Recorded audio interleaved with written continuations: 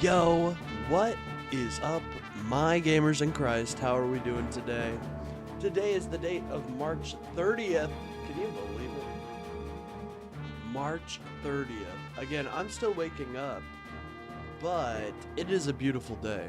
Or I guess I said again, but you guys didn't know that. Anyways, it is a beautiful day out here in Kansas. The birds are chirping. The sky is clear. All things are going well in Kansas. Anyways, Trump threatened to bomb Iran's infrastructure again, so that's exciting, isn't it, guys? We love it. We love it. Anyways, I should be having I just got a message from Kalinda. I'll probably be having Kalinda on later.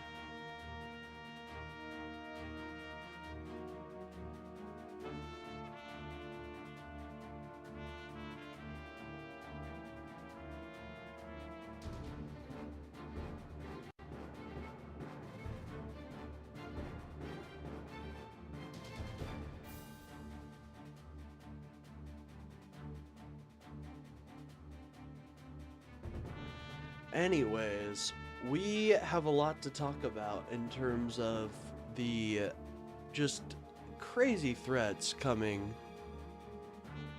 from Donald Trump. So,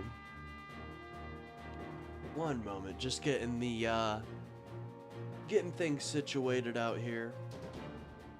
Anyways, we have been absolutely kicking ass in terms of our community. You know, shout out, guys. You guys are killing it today. And every day, really.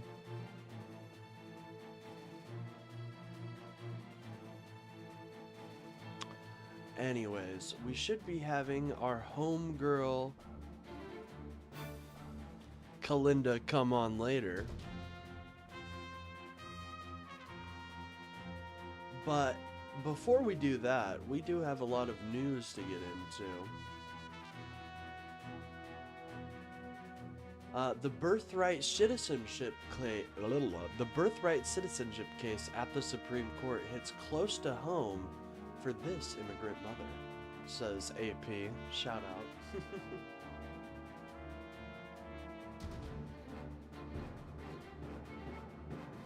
Listen, birthright citizenship was something our founding fathers wanted, so if that's so hard to follow, then the Trump administration just doesn't like what our founding fathers had to say. By the way, guys, I am just waking up. Just wanna put that out there in the periphery. I'm a little sleepy, okay? I'm a little sleepy.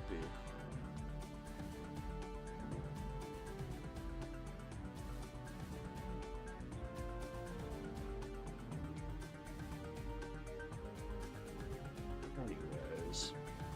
Yeah, I just took my medication, so we're just waking up. We're just waking up. Luckily, I should be able to afford my new medication, or my medication now. So, shout out. We really do live in a fucking society. Let me tell you guys, we really do.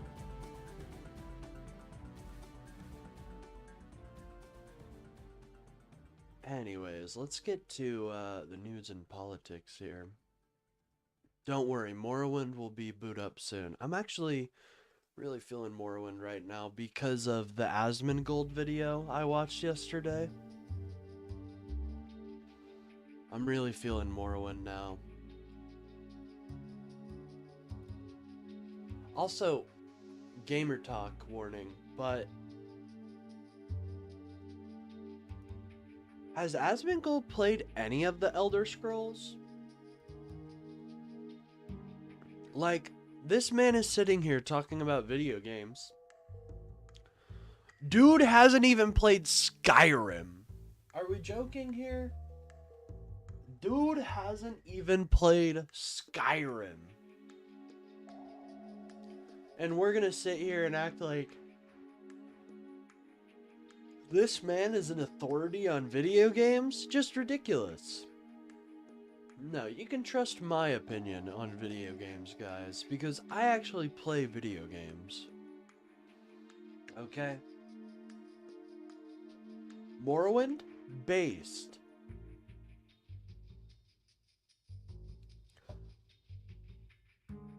Morrowind? Absolutely based game. What I personally wouldn't trust is somebody who hasn't even played Skyrim. Jesus Christ. I can't get past that.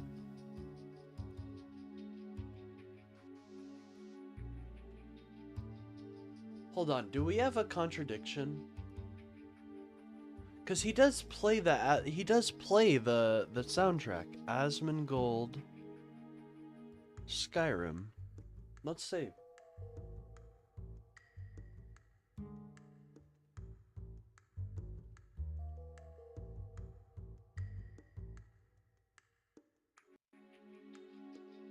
Avowed versus Skyrim.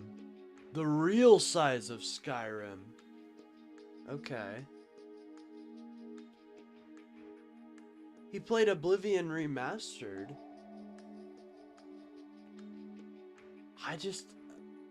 Okay, so he's played Oblivion.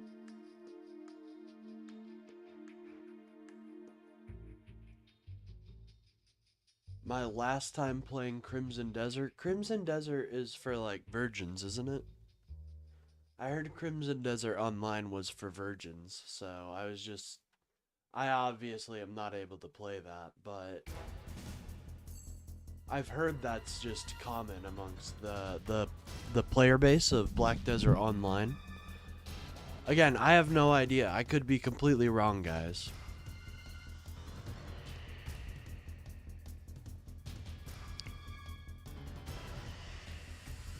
I could be completely wrong, but I've just heard virgins play Black Desert Online.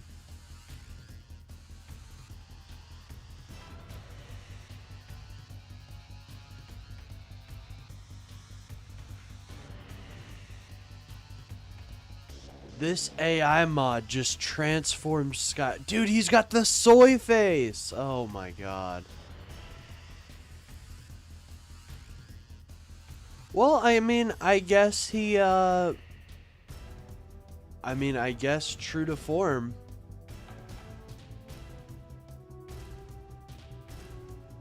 True to form, ladies and gentlemen.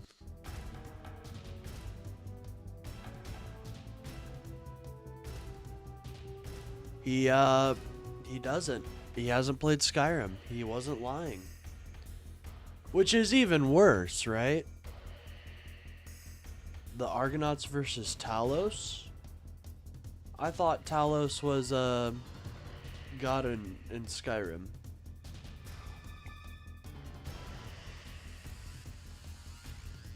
Anyways, record number of Republicans refused to run? Ooh, that might be interesting. Might want to take a bite into that.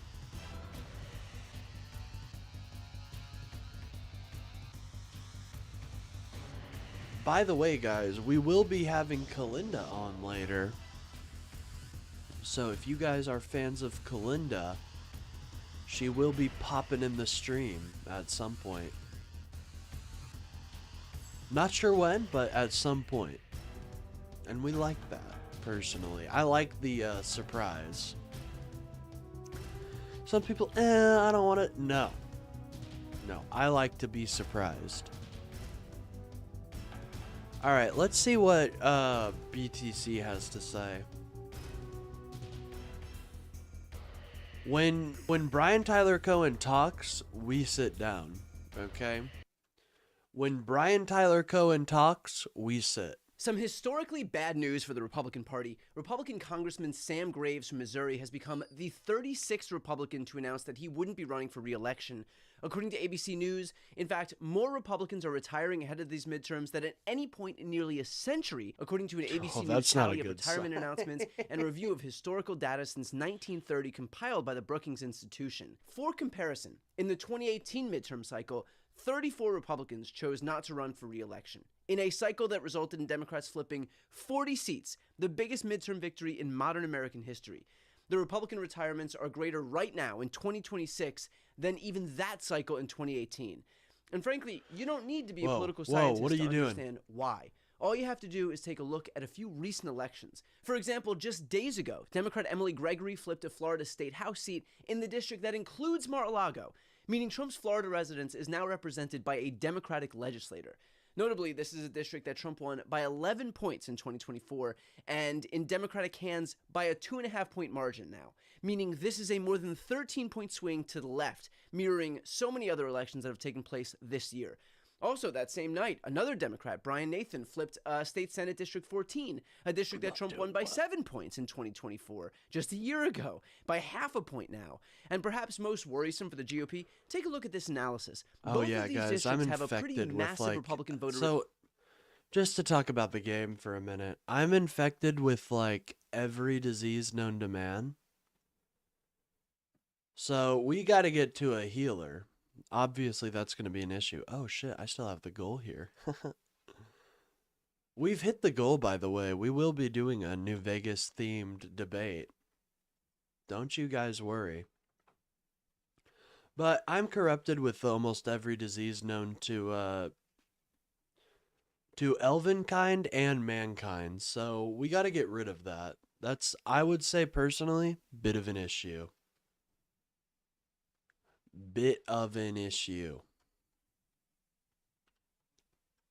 Registration advantage. So either the Republican turnout is so depressed and Democratic turnout is so high that they are squandering 10-point advantages to Democratic voters, or we're seeing defections from those very Republican voters to the left.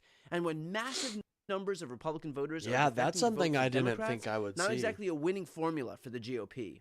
Or how about Texas, where Democrat Taylor Remmett flipped a seat in the Texas State Senate's 9th district, a seat that went for Trump by a staggering 17 points in 2024 and went for the Republican candidate by 20 points in 2022. In other words, not a purple seat, but a ruby-red safe seat that has been in Republican control since 1991, which is now blue. And of course, we all remember the November general election a few months back where Democrats dominated. They won the New Jersey and Virginia gubernatorial races by double digits. They flipped their first non-federal statewide offices in Georgia in nearly 2 decades. They passed a massive redistricting ballot measure here in California where I am, despite early doubts. And they did it by a 2/3 margin. They retained the state Supreme Court majority in Pennsylvania, another state Trump won in 2024. In total, according to CNN, Democrats overperformed by double digits in every single special election for the House held in 2025. Every single one. In fact, 2025 special elections account for 5 of Democrats' 15 biggest overperformances since Trump first became president in 2017, across more than 36 special elections. Now, in terms of why Democrats are cleaning up in special elections and general elections alike, even in deep red districts and states, it's because voters are waking up to the bill of goods that they've been sold. Remember, Trump ran on a few central promises: affordability, cheap gas, no foreign wars. And guess what happened? The exact opposite on all counts. Grocery prices have risen since Trump took office in January. Consumer prices right now It's such a overall betrayal of what people voted for. I have no idea how people still support this man. It's such a betrayal.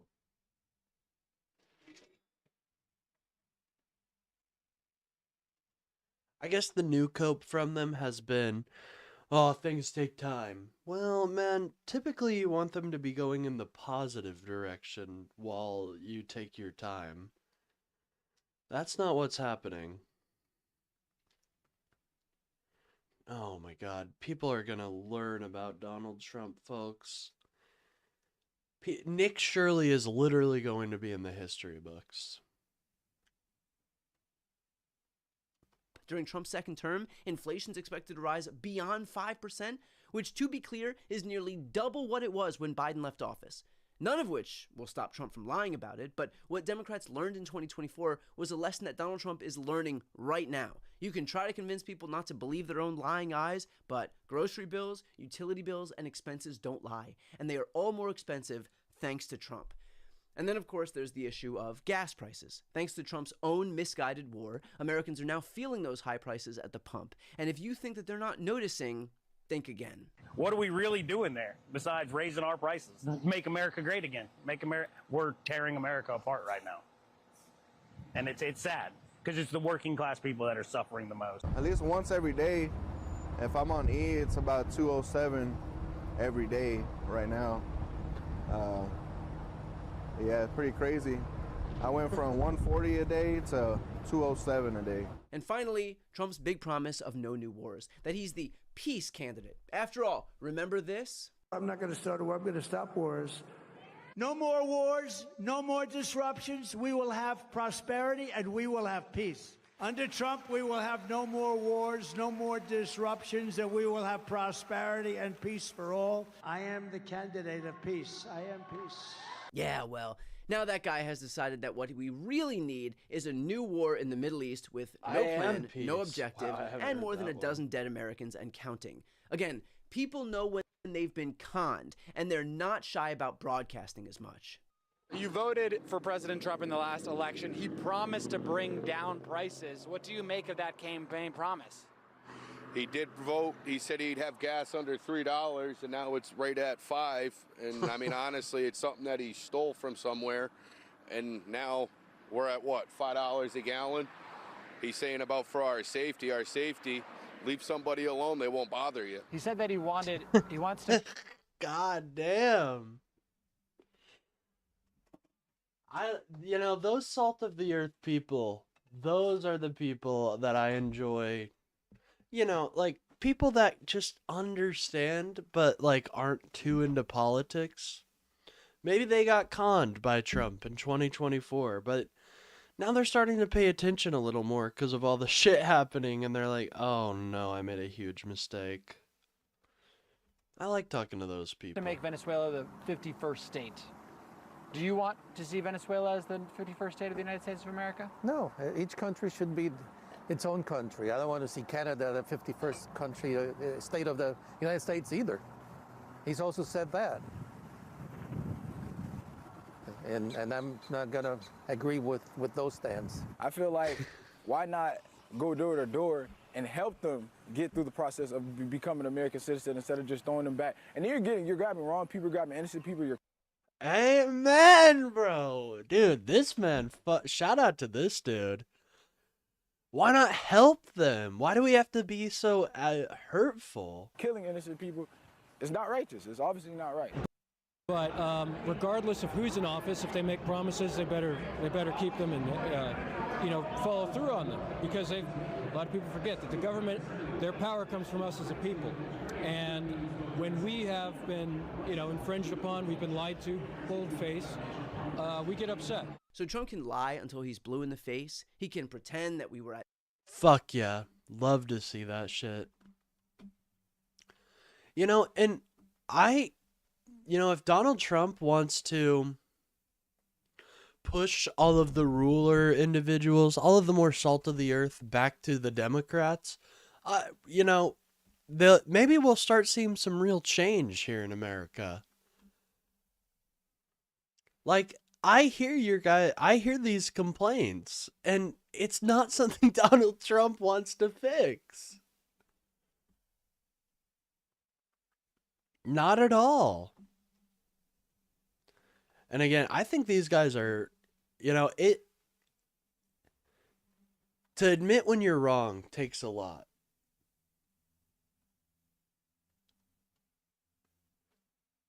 So, I think there's something there. Anyways, one sec, I gotta get up, gang. At imminent risk from Iran, he can claim that surging gas prices are a small price to pay or a reflection of our patriotism. He can claim that affordability is a Democrat hoax or a Democrat scam. People know the truth. They know what they pay at the grocery store. They know what they pay at the pump. They know what their rent costs or their mortgage costs. They know whether they can afford health care or child care. And they are tired, sick and tired of being gaslit by a president who lives in a gold-plated penthouse and golfs at his own resorts while they're scraping by. And here's the other thing. Trump isn't just hurting Americans right now financially. He's also enriching himself in the process. to add fuel to that fire. Yeah, I While think families this are- is something you need to point out to Trump voters. He is making money in office. You need to point that out because they'll disagree. You'll find it, I know it may be a shock, excuse me, but they will disagree with that. spending an extra $200 per month just to get by thanks to his tariffs. Donald Trump is showering himself in gold and crypto, profiting off the presidencies, doubled his own net worth, using his office to line his own pockets while ordinary Americans suffer. And voters are noticing. So while the retirements and the resignations for the Republicans are already historic, I would probably expect more because Trump has made it next to impossible for these Republicans to win as we head toward midterms. And frankly, these Republicans haven't done themselves any favors either with their collective fear of upsetting the God King, a party of either despots or cowards. Real surprise that these people aren't capturing the support of the electorate. Fucking, that's why we sit down. When Brian Tyler Cohen speaks, we sit down, folks. Absolutely. Just, yeah, I mean, I think that's a great point. Like, you have to make it more personal for Trump supporters, and saying that he is making money off of your suffering. I mean, how much more personal can you get?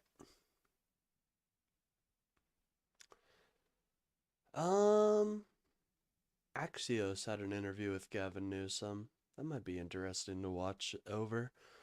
But again, guys, I don't think Gavin Newsom is definitely the front runner, but I don't know if it's going to be Gavin, guys.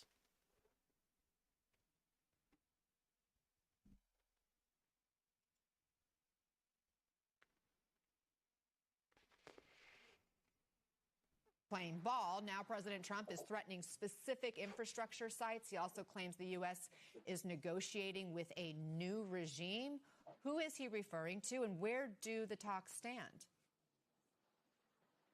Well, look, it's difficult to give an answer to exactly who the U.S. is talking directly to. President Trump said it was a new and more reasonable regime inside Iran that the U.S. is having discussions with, but there is no clear sign of exactly who that is and, in fact, whether those conversations are taking place. Secretary Rubio this morning also saying in an interview that he couldn't declare who those people are because of sensitivities. My take is that it could potentially be the parliamentary leader inside Iran, Mohammad Ghalibaf. This is someone who has directed a lot of his anger and hatred, particularly towards Israel, using social media, not as much to the US, and that may give an indication that he could be someone who is having these conversations. But what we do know is that the US and Iran have been talking via Pakistan. We know the US passed on this 15-point peace plan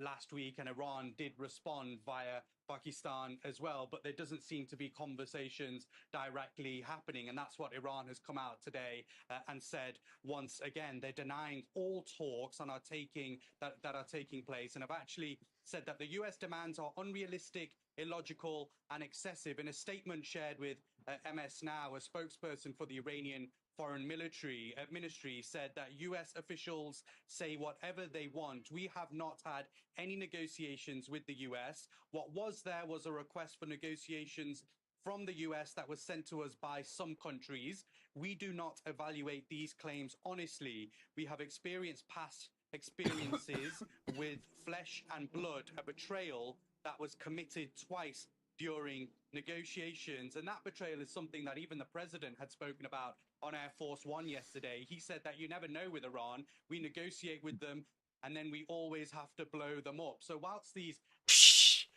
That's a very Trumpian way to explain things, eh? Talks seem to be going on, well, they seem to be going on in the president's eyes. We are still seeing destruction, a lot of fighting, a lot of threats towards energy infrastructure by the president in this statement today as well, specifically talking about energy infrastructure, desalination plants as well. We know that if the US specifically target those sites, they could have huge impact on the people inside Iran. We know that Israel has already targeted some of those sites already, and then we would see... Yeah, isn't that great? This is why I say, like, Israel needs, they need a big brother, dude. A big brother to tell them, hey, calm down. You know, what you're doing is really going to affect how people look at you in the future. And with Biden, they had that. You know, Netanyahu may have fucking hated Biden, but at least he kept Israel from doing its worst. And that's what's happening right now. And I think that's just so heartbreaking. Because the Israeli people do not want, you know, this war isn't super popular in Israel. Much like it isn't here. It's not super popular in Israel, too.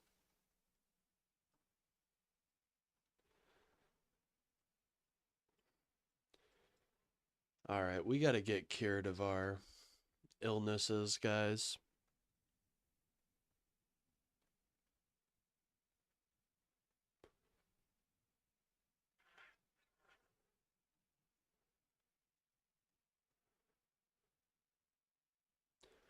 We are very sickly.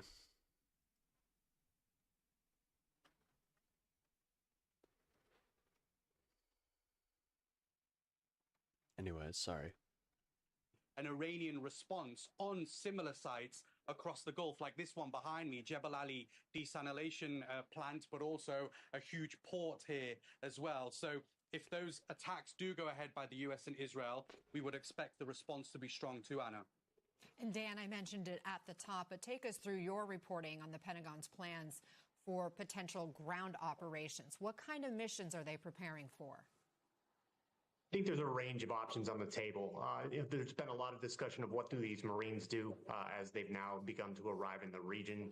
That could be something with Clark Island, the major oil export hub. That could be something along the coast, particularly in the Strait of Hormuz. There's a lot of discussion of what does the United States need to do to try and make that waterway safe. It wouldn't be a surprise to me at this point to see perhaps raids along the coast as they're looking for weapons caches and other things that, you know, pose a threat to shipping. Colonel Mansour, I mean, realistically, could we really just see targeted operations? Dan's reporting, you know, using special ops, some infantry as well, as opposed to a full-scale invasion. What's the distinction? The targeted operations will not open the Strait of Hormuz nor keep it open.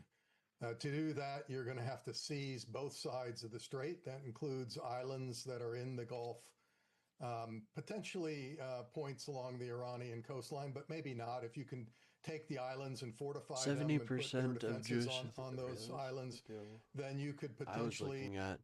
Yeah, but Jewish Israelis are not the only people in Israel.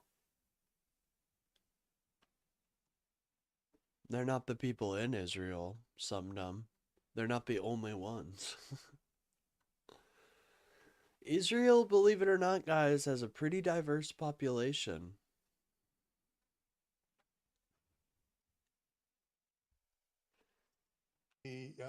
Open the strait once you clear the mines that have been laid by Iran. But, you know, we love to hear about these targeted special forces operations because they're quick, they're clean, they don't have permanent boots on the ground. But in this case, they're not going to get the job done. Iran's parliament speaker was quoted as saying the enemy is openly sending a message of negotiation and secretly planning a ground attack, adding that Iran It is an apartheid, though, so they only matter. That's not true at all. Israel is not in an apartheid. The West Bank has apartheid-like conditions, but Israel proper is not like that, dude.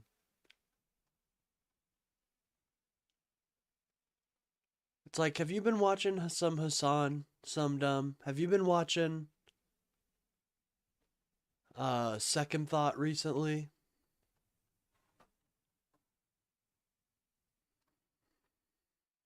Fire. And by the way, this is supposedly one of the potential negotiators the U.S. would be dealing with. Colonel, if President Trump were to send American soldiers into the fray, what kind of resistance would they face? As much as Iran can put up. It'll mean ground fighting with whatever troops are in the area. Those troops on the ground will become targets for all the drones and missiles that Iran can launch at them.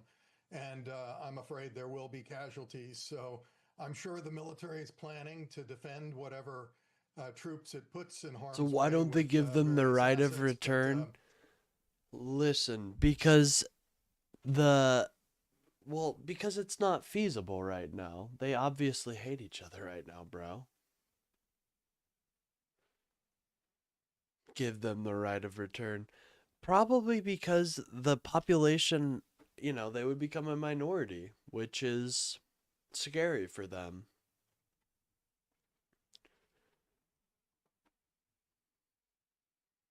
We can't just completely do it. We can't, come on, man. We can't be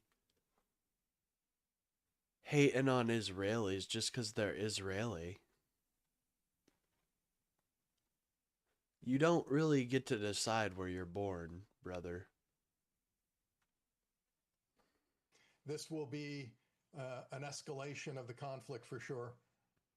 Dan, in terms of timeline, I mean, the president put 4 to 6 weeks as the marker at the beginning of the military action. If these troops are sent in, if there are now boots on the ground, is that going to extend this timeline?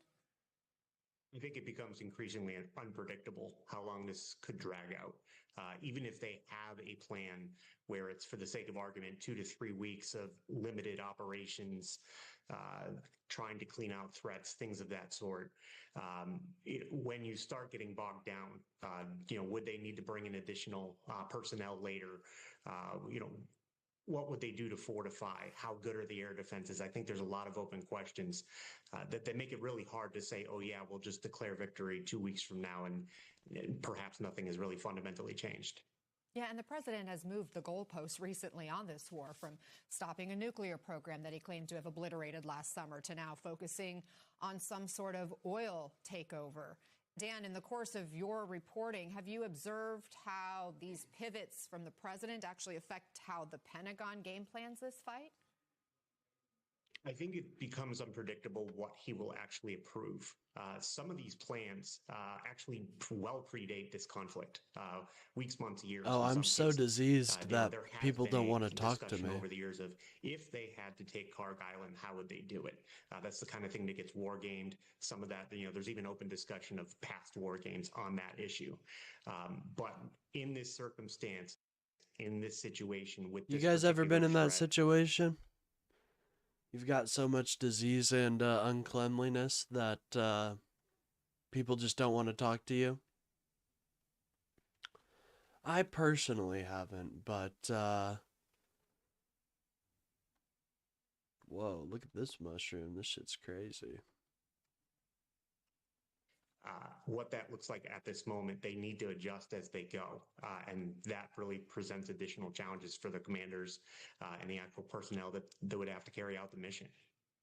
Colonel, the president Good morning. told the Financial Times that the U.S. Nurgle could approves. take Iran's Amen. critical Karg Island very What's up, easily. Flamars? Good to And see you, we've had dog. other military experts on this show say seizing Karg would make the U.S. troops essentially sitting ducks, and that Iran could simply shut down the oil pipelines. They believe this would be a total ineffective strategy. What are your thoughts on any Karg Island plans? The president is enamored with seizing an economically important target and thinking that that will end the war by forcing Iran to negotiate. It will not. This is a regime that is ideological in nature. You can shut down 100% of its oil exports and it will take the pain and keep on fighting. You also, to get to Karg Island, looking at the operational picture here, you got to sail all the way up the Gulf, making whatever fleet that does that a target for all the drones and missiles in the area. So it's not a given that we can get to Karg Island with a naval force. And if you try to get there with airborne troops or Osprey helicopters / planes, then they become targets as well. And then once the troops are on the ground, again, they'll be targeted by Iranian forces. So, the president might be enamored with holding Karg Island hostage. I don't think it's going to work for him strategically or diplomatically. In Zamam, the region was completely rocked by attacks over the weekend. We outlined some of those at the top, but now Iran has set a new deadline of its own to attack U.S. and Israeli universities today. This is according to a statement published by Iranian We state could be media. getting, all right, what we need, ladies and gentlemen, what we absolutely need is an enchanted item that restores magicka. Now, if we can get that, we'll be rocking and rolling, ladies and gentlemen. We will be rocking and rolling. Unfortunately, that's a lot harder to find than it sounds. But first we got to go to a temple. What should we make of this new ultimatum? Are they taking a page out of Trump's Hey, what's up, Steph? Good to see you. Yeah, perhaps, but it's not really been the greatest playbook, has it, by the president? I think many analysts would probably agree with that. And Iran, you've got to remember, has the upper hand here, Anna, because they have control of the Strait of Hormuz, and that's having a crippling effect on the world's economy. So look, when Iran says that they specifically are going to target I am living in reality. It's not popular amongst the wider population of Israel. But, you know, it doesn't really matter what they think, because we're the ones with all the technology and all the weaponry and all the bombs.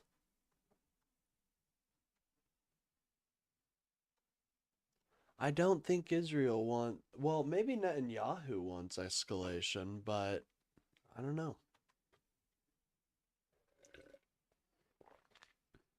Happens in retaliation to some US or Israeli strikes inside Iran. We've heard huge bombardments over the last 4 days. I was on the phone to an ambassador last night inside Tehran, and in the background you could hear all the bombing, the explosions taking place. Then Iran usually announces that they're going to target I specific thought he was areas, attacking me. usually in the Gulf, and they usually Thanks, follow dog. through with that. We haven't heard anything about targeting universities today as of yet, but it is something that they announced, tried to get in the front foot by making this sort of announcement to target universities, particularly US universities. And now, as a result, we're seeing education happening at home in the likes of the UAE and other parts of the Gulf as well. But clearly, this is all in retaliation to an increase in Israeli strikes into Iran, which has really ramped up over the last few days. And as a result, the strikes inside the Gulf have also ramped up over the last few days as well. They are now here calling for an end to this conflict. They want to see the US and Israel essentially finish the job inside Iran. They are saying that that should be a complete regime change. They're probably right now not happy with the fact that President Trump has announced that we are talking to a new regime, because the likes of the UAE and Gulf countries sorry, guys. probably don't see that that is the case. Yeah, I don't think that this war is popular amongst the US population. Definitely not. So I don't know. Listen, Sumdum, I don't really give a fuck about what's going on in Israel, to be quite honest, man. I think you far like give them more power than they deserve in your head. So I don't know, man. I don't know. I'm not really here to talk about Israel, but you know, you know my position, man. You know my position.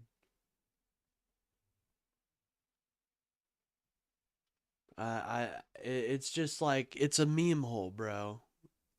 Because it's a meme hole.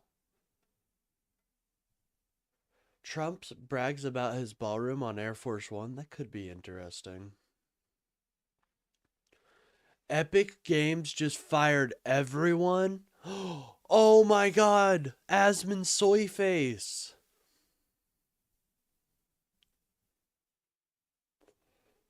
Asmon Soyface, ladies and gentlemen.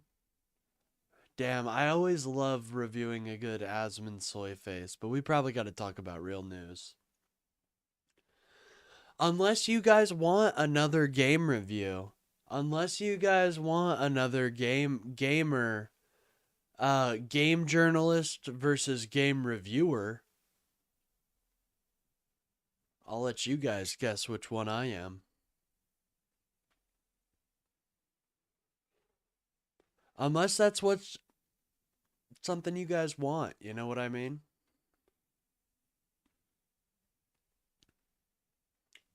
Anyways, damn, I really do like watching. Asmongold is just so fun to make fun of, I'm gonna be honest.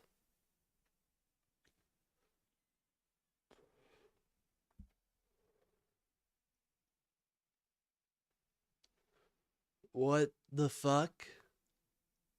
I don't think you're allowed to have that.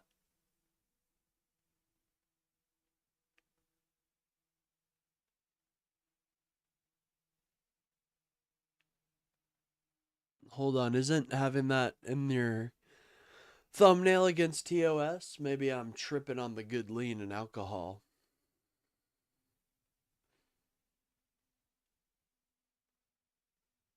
Oh, I didn't know Sumdum was...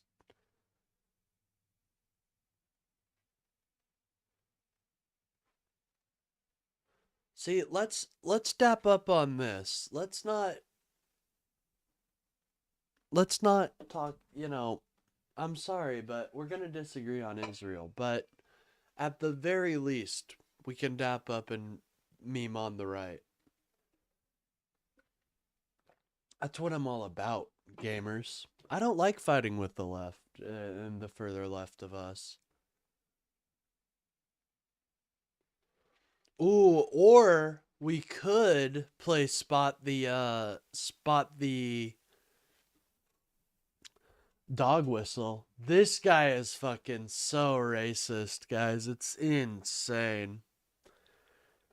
Oh, dude, I love... See, this is a deep cut. I'm making a video on this guy that will come out between now and the heat death of the universe, so...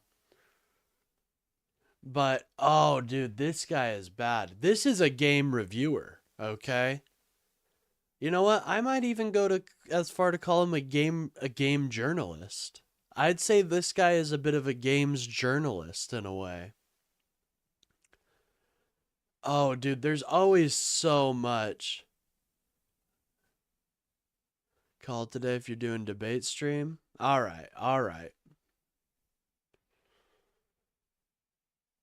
This guy is fucking insane. Hold on. Is this something, Okay, so you guys have seen Asmongold, but you guys have not seen, You guys have not seen this guy. Flame Aris, I don't know if if you've been enlightened about this man. This man is an out and out huge anti-Semite, huge racist. And there's just so much. There's so much to cover. Like, see, this one is the one that tipped me off. This Morrowind review. Holy shit, there are so many anti-Semitic dog whistles, so many racist dog whistles. I mean, it's almost impossible to choose.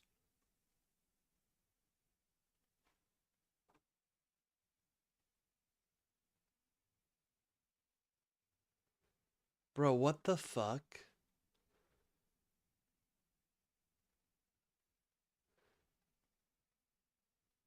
Valium? Yeah, I don't. Complains about wokeness in video games. Racist piece of shit. Oh yeah, they dap up. Asmongold has watched videos by this guy, and I guess so have I, but I just don't know which one to choose here for it. That NPIC was not even a dog whistle, just straight up anti-Semitism. Yeah, bro! Well, what he calls his fans the Merchants Guild. Like, he calls his donators the Merchants Guild. What the fuck is, like, how is that even, like,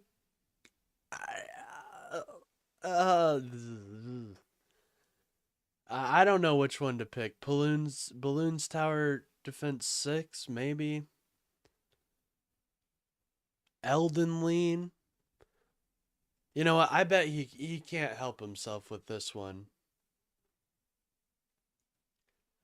I've got a feeling about it. People.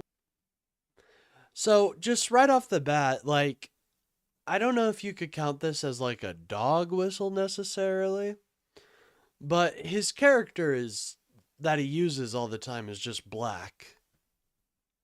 That's the joke, by the way. He's an African warlord.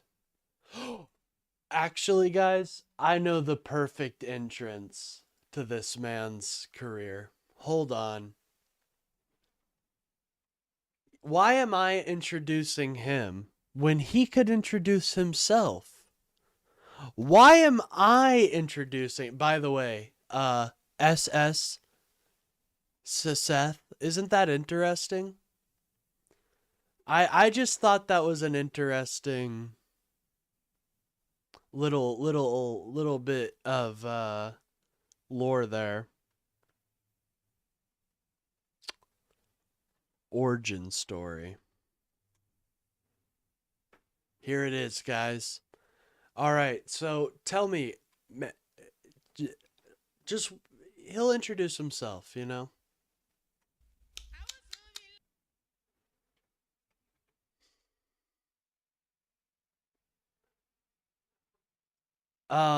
Warning for anybody that doesn't like racism. I don't like it either, but it's about to get really racist in here. My name is Ogutu Mebike. I was a child soldier born in Gamboma, Congo. After fighting many wars for my war chief, Mufasa Fasagan Medik, I escaped during a standard nighttime rape. One of my specialties as a member of the elite Trouser Snake Child Army. I realized I could not live like this. At a tender 14 years of age, my only work experience was kidnapping and Dudu Fadende. I ran to a nearby village and traded my rifle for food and water. The farmer then traded with me and mugged me at gunpoint, forcing me to give up my food and water in exchange for my rifle. Discouraged, I went to another village, only to find devastation, as the village had been a victim of a recent rape storm sweeping the region. After foraging through the trash can, I found several lumps of coal and lemons. I combined these together to make an NVIDIA graphics card. Just then, a man dying from the rape nader pulled my leg and said, "Brother, the only way out of here is to become a YouTube superstar." I tell you it is true. My friend made $5 whole US. $5 US? I thought to myself.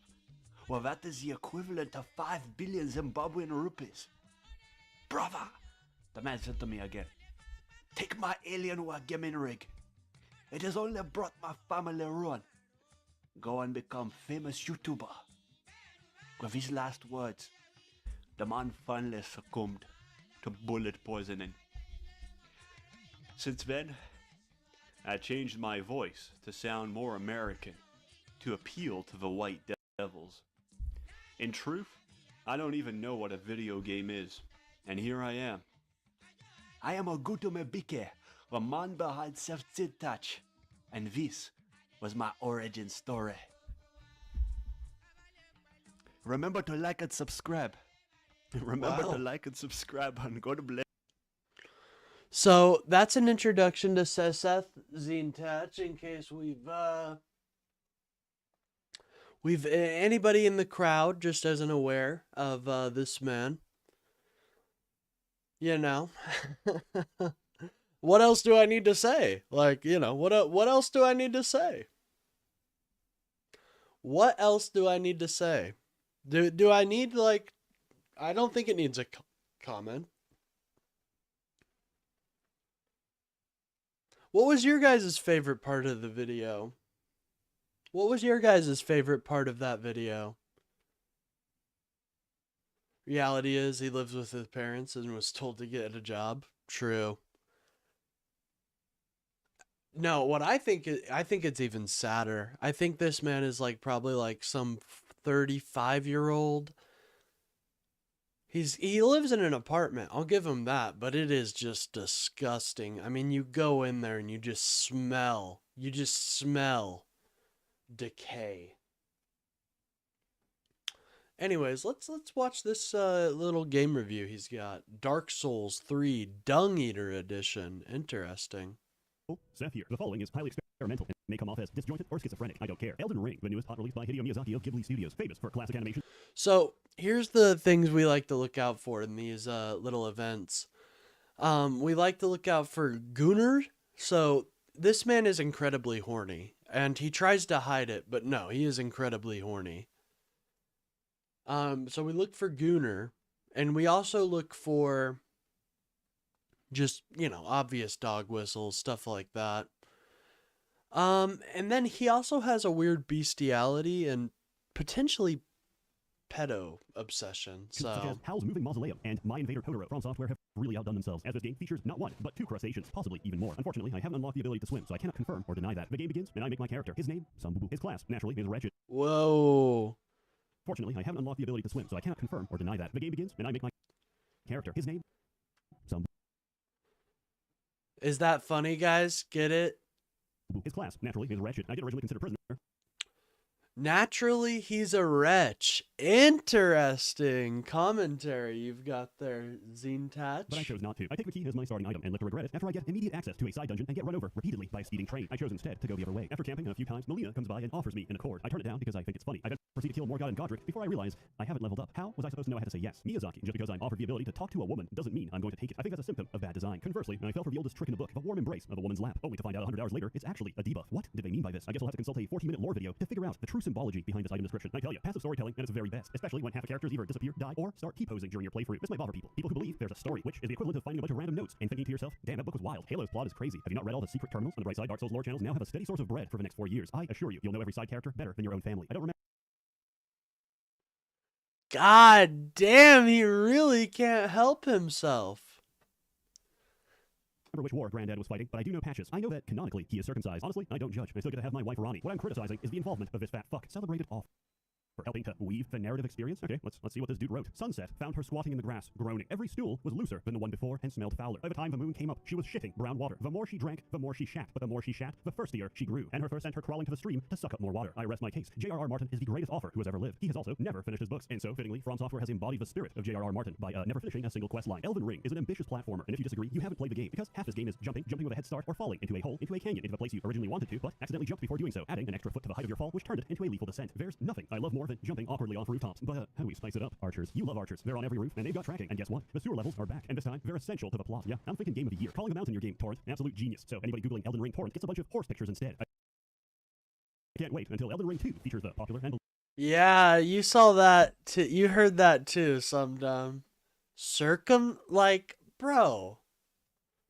Can we be any more obvious about this? Like, how do you, he said Granddad was circumcised, which that's a whole can of worms to, but that's the obvious thing he wants us to focus on. Let's focus on, he said that Granddad joined the wrong side of the war because he's let's just think about that for a minute, guys. Love a character. Codex What does that mean? virus. But why are we here? Oh, wait, I gotta take another screenshot. Gooner time for old Seth We're here for the Zintatch difficulty here. because we're hardcore gamers. And take it from me, I've already beaten the final boss, John Elden Ring, so I can give a few pointers. Have you ever used a weapon, armor, fast travel, potions, or open the world map? And I'm sorry to say, but you're playing the game wrong. This game is meant to be played level 1 as a wretch, using a single club, no upgrades. If you disagree, I'll call you a casual. If you ever hear someone talking like this, take pity on them, because this behavior is characteristic of someone who stacks no paper and gets no bitches. This game isn't hard, not because it's not hard, but because video games fundamentally aren't hard. You know what's hard? The circumstances of life, getting a degree, having a stable family, being... Bro, what is that? What is that? Let's read that for a moment. He felt it was needed to add into the video, so let's read that. What is that fanfic? To explain this singular comment would be incredibly complicated. Essentially, I'm referring to stable as defined as Merriam-Webster, firmly established, not changing or fluctuating, permanent. And by showing a centaur female which if you were in a monogamous long-term relationship with had children too, could also be referred to as stable family. Bro, what the fuck? Full family, being born with a baby arm. You're born and one arm develops normally into an adult arm, but the other is this stunted mini child arm, which stops growing at like 3 years of age. This guy wants to fuck horses. Dude, he wants to fuck animals. This man is an animal fucker. Seth Zintatch, the animal fucker. Fish monstrosity. You'll be known around town as Baby Arm Man, and the only job you'll ever have is Baby Arm stock photo, because it's harder for them to get a kid to pose for that. It's a lot more convenient to have a malformed monstrosity on standby. Furthermore, I genuinely believe that pattern recognition is a form of cheating. Your Homo sapiens brain is literally destroying the difficulty of the experience by compensatory adaptation. I hope that people consider this in the future and later learn to recognize that the truest From Software experience would be a lobotomite run, where prior to playing, we perform a frontal lobotomy and sever your prefrontal cortex. Sometimes the only option you have to preserve the purity of your experience is brain damage. Multiplayer enhances the experience. Sometimes you'll see white phantoms briefly appear. These are players from other worlds going through their own journey. He should reach out to Volsh. Yeah, he should, honestly. Guess just a dumb joke on the words. Yeah, it was a stable family. Get it? Because he's fucking a centaur. And get it? Like, centaurs have to be in a stable. What the fuck? Once, I saw a white phantom appear, teabagging a dead NPC. In this moment, I knew I was playing a masterpiece. Messages and appraisal are exactly how Reddit users believe karma works. You upvote, and you get actual physical nourishment from the karma. Oh look, a message on the floor. Maybe someone out there will tell me something useful. Then you open it and read it, only to see dog butthole. Closely followed by Fortnite. According to a true story, once upon a time, Miyazaki's car broke down in the middle of a road. This was during winter, so no help was to be found. When suddenly, 3 strangers appeared out of nowhere, sucked him off, and left without even saying a word. And that's how Miyazaki got the inspiration for Souls multiplayer gameplay. Flawless, stunning. Wait a minute, hold on. Off and left down in the middle of a road. This was during winter, so no help was to be found. When suddenly, 3 strangers appeared. Interesting. Hold on. What is that symbol there that man has, Seth Zintatch? What? Hold on, that doesn't look like a normal rune.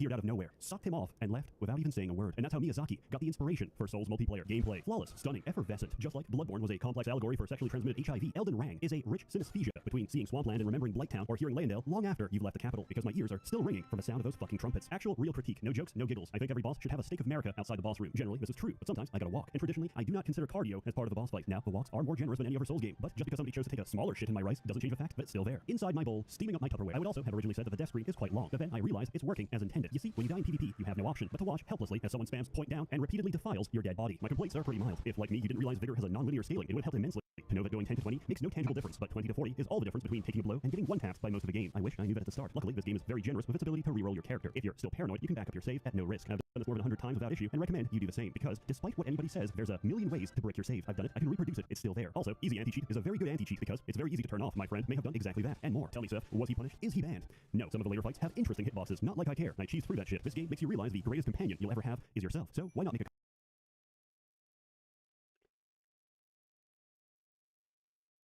copy. Lore. Before continuing, we have to stop and talk about the best character in the game. If you realize, bro, hold on. The lore, so why not make a the copy? lore memes. Come on, the lore meme's like gonna be crazy. This game makes you realize the greatest companion you'll ever have is yourself. So why not make a copy? Oh, sorry, I double clicked. Lore. Before continuing, we have to stop and talk about the best character in the game. Dung Eater. Loathsome Dung Eater. Ferocious. Dude, I'm telling you, this man, are you guys seeing what I'm saying? He has like an obsession with shit. He has an obsession with shit. Oh, hold on.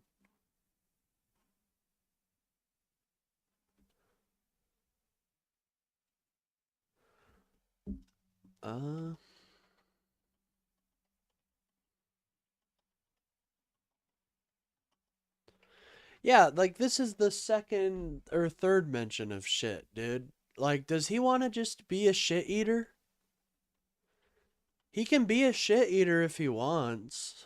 I mean, sure. Feaster of feces, devious, doo-doo devourer, dung eater, consumes excrement, feces, shit, even nihilistic, and with a wicked sense of humor. His greatest desire is to eat the poo-poo, and of course, murder you and defile your dead body. I think there's a lot we can learn from dung eater, but as a society, we're not yet ready for that conversation. Builds, there's many builds. Strength is terrible until you realize you can power stance through the entire game and block everything else with barricade shield for 0 stamina. Going strength, unfortunately, puts you at the highest risk group for naming yourself the Black Swordsman and cosplaying as your favorite slice of life anime. If I see you doing this, I'll summon you intentionally so I can kick you from my world. Dexterity, do you enjoy katanas? How about double katanas, each one longer than the last, using realistic, historically accurate sword techniques from feudal era Japan? What about epic PvP compilations? Say no more. Get a river of blood today. Intelligence, some would say a great deal of their enjoyment comes from learning the moveset of every boss. A rhythmic dance between sword, swipe, and parry. A lethal symphony, silenced only by death. Others would disagree. I'm confident that if you ask any player running sorcery what's their favorite boss, they'll recoil in surprise and say, I don't know any. I just sit at the back and spam Azure Comet. Faith incantations are very good. Using the animation of Catch Flame to cast them instantaneously is even better. And before you say it, I know it's working exactly as intended. You know what else is intended? This. Also, this and this. My greatest enjoyment of this game, beyond the exploration, the richness of the graphics, and the scale of the world they made, has been abusing every mechanic I possibly can before it gets patched out. And so inevitably I've taken to abusing other players. You might call them humans. I really like breaking the game. I call them people who use Moonveil unironically, and thus I feel no remorse Oh, for that's any of my good. actions. In summary, Elden Ring attracts many different responses. Some fillet the long shaft of FromSoft endlessly. Others hate it because of their own incompetence. Walking manifestations of a Dunning-Kruger effect, these people believe that failure is not their own and somehow inflicted upon them by the universe. You can't be bad at video games, as video games are merely a subject matter. No, that is a deficit in your cognitive ability, something that likely plagues This you in man every should aspect. not be should not be talking about the Dunning-Kruger effect. Out of anybody, this man should not be talking about the Dunning-Kruger effect. Like, these people think they're so smart that, oh, I'm gonna hide some anti-Semitic and fucking racist memes all over my shit. And nobody will be the wiser. But he's just not doing it well at all, and everybody can tell he's just like a desperate Nazi. Of your life. In summary, if you're bad at video games, you're bad at life. You've got a smooth brain and a low IQ. Your fate is to be a grunt in a new world order. And then there's others, like me, who are quietly waking up to the fact that maybe we should have never dropped those bombs to begin with. I guess what I'm trying to say.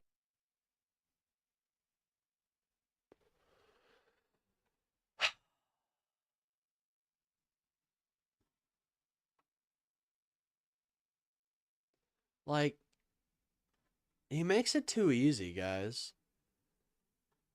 He makes it way too easy, bro. How is it that hard? Okay, anyways. Yes, I went to Helene's hut. I get an advancement? Oh, I don't meet our duties, huh?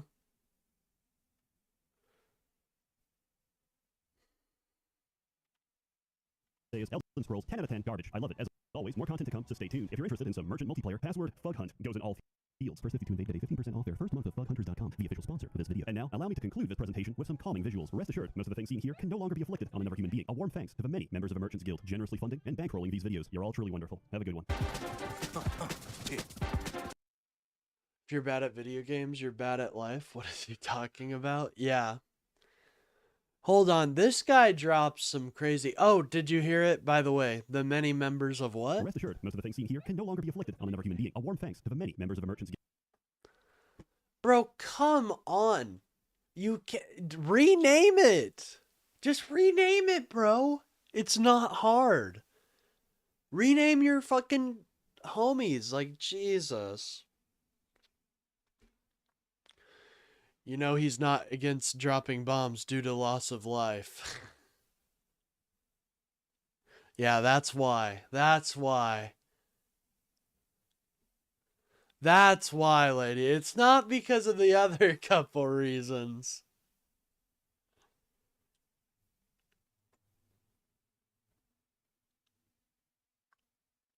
Anyways, let's watch another. I like this. I like just going through these types of videos and memeing on them.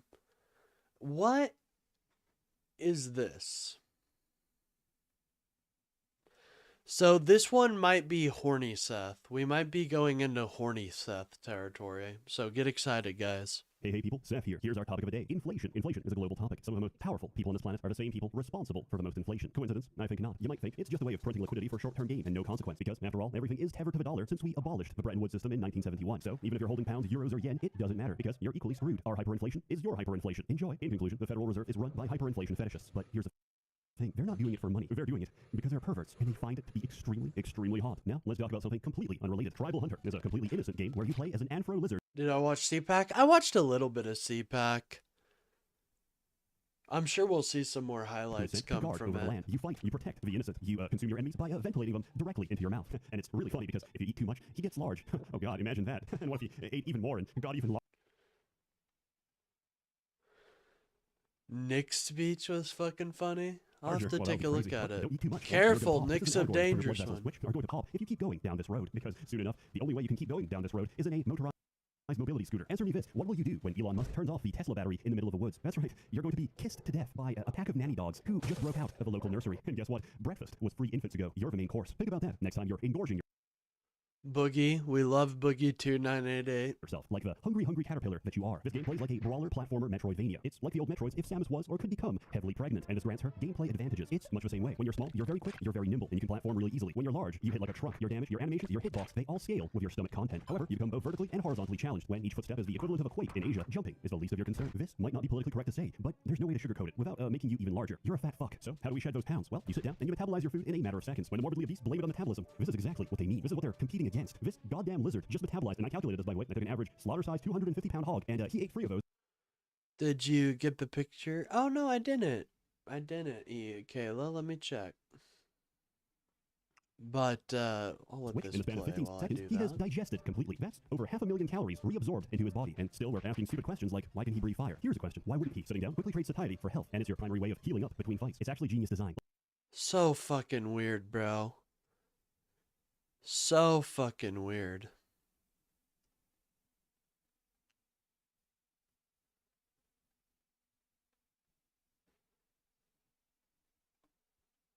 Thank you, Kayla. I appreciate that. Like, think about it. You're making a game, and you get really happy when things get larger. That dopamine I hits think, hard, like coronary heart disease. But yeah, I'll make sure to look into some of where do we go from here? those. It's already half the screen, and the commission artist is just not responding anymore. After the last request, there's no sign of him. Their postal address.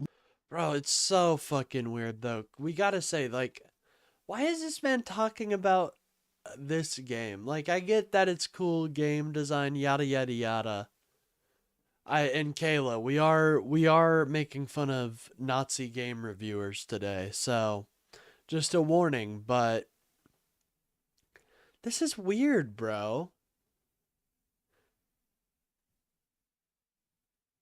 Boogie has hit a tough spot. He needs to get off LOLCal Live. Oh my god, you watch LOLCal Live, Timmy? Hell yeah, man.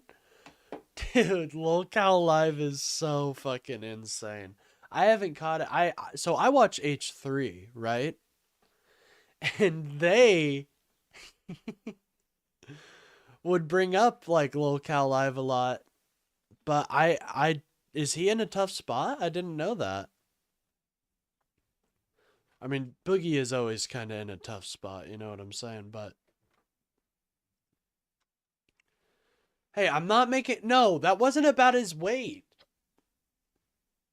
Guys, that wasn't about his weight. I was just talking about his financial situation. Jesus. Why would you guys instantly think I was talking about his weight? Like, that's insane. I don't like Keem at all. Yeah, me neither. Dude. Like, so at some points, Keem, he seems like he wants to come around and finally become an okay, decent person, but he always fucks it up. Alright, we cured all our diseases and we didn't even need to pray to a god. Let's go. And I also don't like how young Keem's fucking, wife is. That's kind of creepy, bro. On hormone replacement therapy for 3 years, I'm going to get a second. Interesting. Leads us to a monastery in Middle England. But if we have to deflate and get smaller as part of a gameplay mechanic, just like free refills at a Denny's, we can get large over and over again. You get power-ups, you get stronger, and you get access to more levels. Naturally, the most common and relevant form of power-up is increasing your stomach capacity. Now, you might think, oh, my capacity just got 10 points higher. And like me, you might initially miss that firing of the neurons, that transmission of a synapse, where you realize, oh, this isn't my final form. I can get larger. And so there's this strange drive pushing you forward where you're kind of morbidly fascinated because you see, there's many forms of motivation, and ours is to see how large we can possibly get. Who is this game for? Why are we covering it? Why is it important? That's a very simple answer. First, they came for the furry inflationists, and I did not speak out, for I was not a furry inflationist. And then they came for me, and there was no one left to speak out. That's why we defend them now, and we get on good terms, so that during the upcoming political upheaval, they can return the favor and for our enemies. Due to the nature of my work, I cover some really old and really niche games. Problem is, it's hard to get an original copy, so I depend on friends and family to send me a working copy of Bad Rats 2, Punjabi pre-cracked no virus. One of the most stable ways to do this is torrenting, or as it's more commonly known, trying before buying. Unfortunately, my internet provider and the people who work there are the product of a brother and sister who love each other a little too much, as they cannot distinguish between illegal torrenting and me trying to download a legitimate copy of a game I already own. So they throttle my connection, and my internet grinds to a halt. Thank you, Verizon, for the opportunity to pay $89.99 monthly, all for the luxury of having no internet. Despite this, like a battered housewife, I insisted. They're doing it because they love me. Then, about a month later, I received a cease and desist from Verizon telling me that I'm most definitely going to jail, giving me a list of racially motivated gangs I can choose to join once inside. I've never owned a paper shredder before, but I gotta tell you, it's strangely satisfying. That's my third letter this week. So I realized my internet provider really doesn't know what's best for me. So instead, I chose to install ExpressVPN. When I run ExpressVPN, my internet traffic goes through. Oh my god, this anti-Semite as an ExpressVPN. That's just, it's so ironic because ExpressVPN is owned in Israel. So ironic. They've sponsored multiple of his videos. Through a secure encrypted server, so my ISP can't throttle my download speed because they can't see what I'm doing, nor can they see the sites I visit when I'm working hard at my job and sell my mental illness to advertisers. It's incredibly easy to use. All I have to do is download the app, tap a single button, and just like that, I'm fully secured. And ExpressVPN does all this without slowing my connection. So stop letting internet providers arbitrarily decide what you can and can't do with something you pay good money for every month. Protect yourself today from the misinformed decisions of mega I corporations. only stream horizontal on morning streams. Yeah, typically. Excuse me. Yeah, typically. Well, good luck, Kayla. I think you'll do amazing. But yeah, I typically only do horizontal streams in the morning. By using the same VPN I've trusted since 2019 for years, and they never failed me once. How about that for an endorsement? Sign up now and you can get 3 months of ExpressVPN for free by visiting expressvpn.com/Seth or clicking the link in the description box below. Thank you to ExpressVPN for sponsoring this video. Gameplay is pretty straightforward. You help out your local village by beating the shit out of everything and consuming their dead bodies. For an island guardian, you're actually quite terrifying, and the village itself is a really nice place. What a beautiful day on God's earth. I wonder, what shall I do today? Work on myself, develop my skills, care for my friends and family. I know, I'll spend my entire life online and become increasingly weird and isolated, divorced from reality. Self-esteem?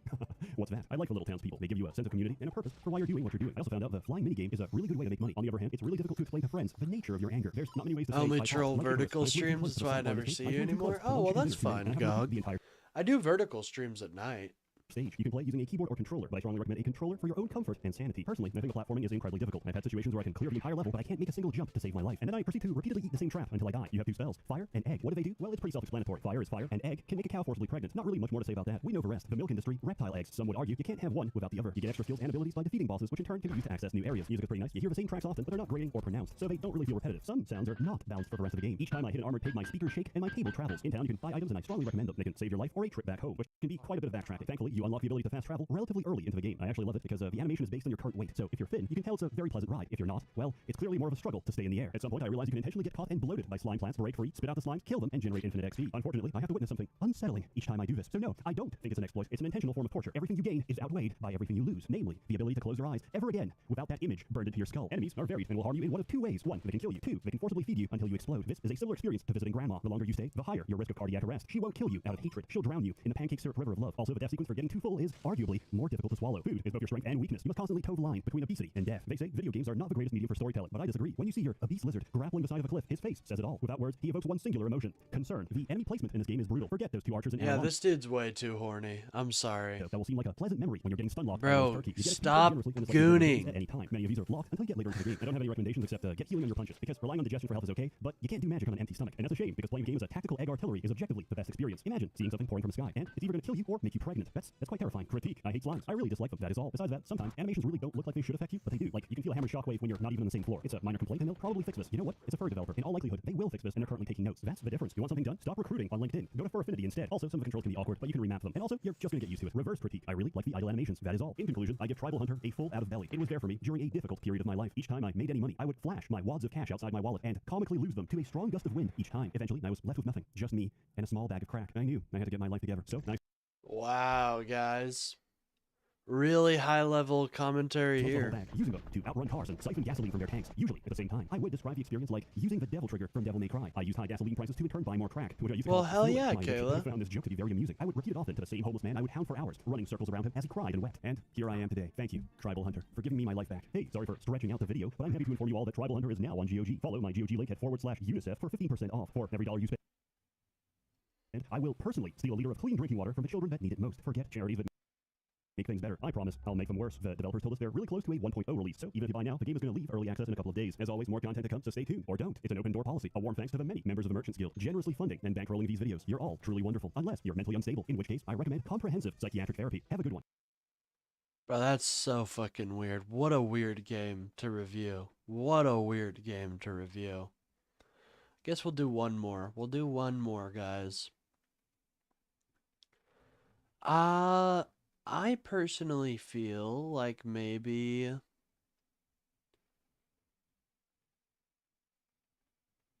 you know what? Let's watch this. Hyperspace. Who knows? This might be a good game. Hey people, Seth here. I'm happy to report that your application to Lynx Corporation has been accepted. Now, if you'll just sign here, and here. Don't read it too closely. It's just the standard lawyer speak. You know how these types are. But we're not like them. We're shipbreakers. We know the true meaning of tenacity, of perseverance, of teamwork. The job is hard. The pay isn't great, but we'll do it anyway. Each and every day, we wake up to do the dirty work. The kind of jobs they don't want to talk about. You'll find a whole new breed of workers up here in orbit. We're honored to have you join the team. Welcome to Hardspace Shipbreaker. Welcome to Lynx, to your new life. Literally. Yeah, read the fine print next time, Buster. We own you. Now, that'll be... I'm guessing there will be... Okay, here's my guess for this one. Here's my guess. He talks about some weird race-based theories. He's going to try to present that as a normal.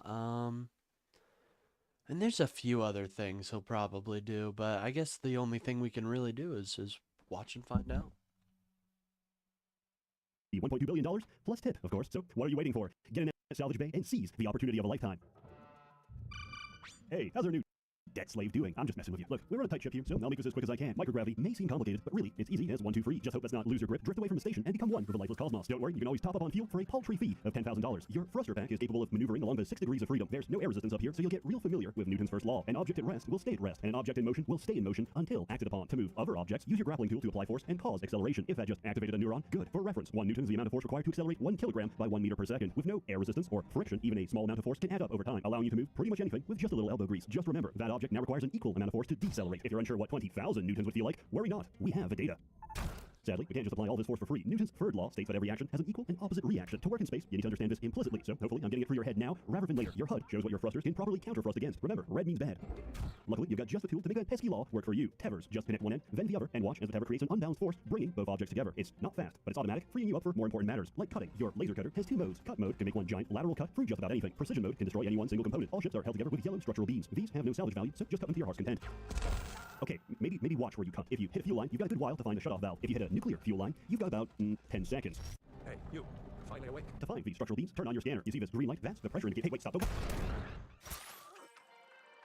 Welcome back. Nothing like a spare or two to let the lesson sink in. As I was saying, in order to safely transport fragile human bodies through the cold void of space, ship interiors need to be pressurized, preferably to about 1 atmosphere. If a pressure's too low, certain liquids, like say water, risk going below their triple point. Try not to imagine the excruciating pain of every single molecule of water in your body coming to a boil near instantaneously. But if you happen to experience it firsthand, just remember, therapy costs extra.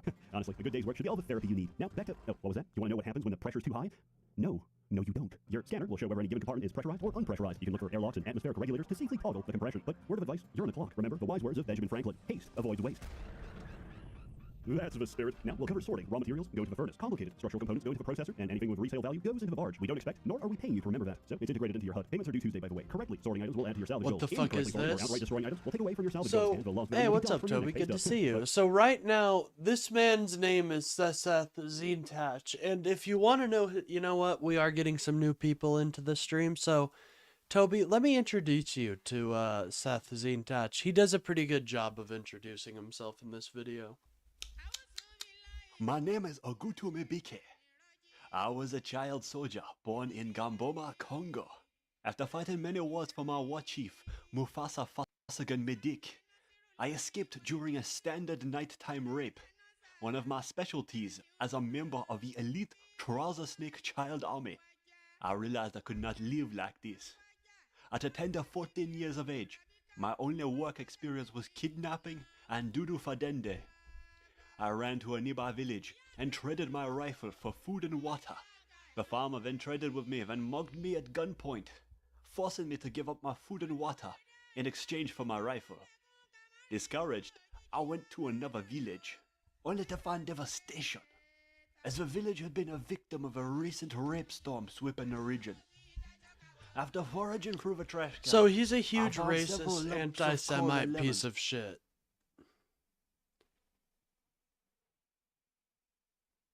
Yeah, these guys are the ones that popularized anti-Semitism and racism. I combined these together to make an NVIDIA graphics card. Just then, a man dying from the rape nader pulled my leg and said, "Brother, the only way out of here is to become a YouTube superstar. I tell you it is true.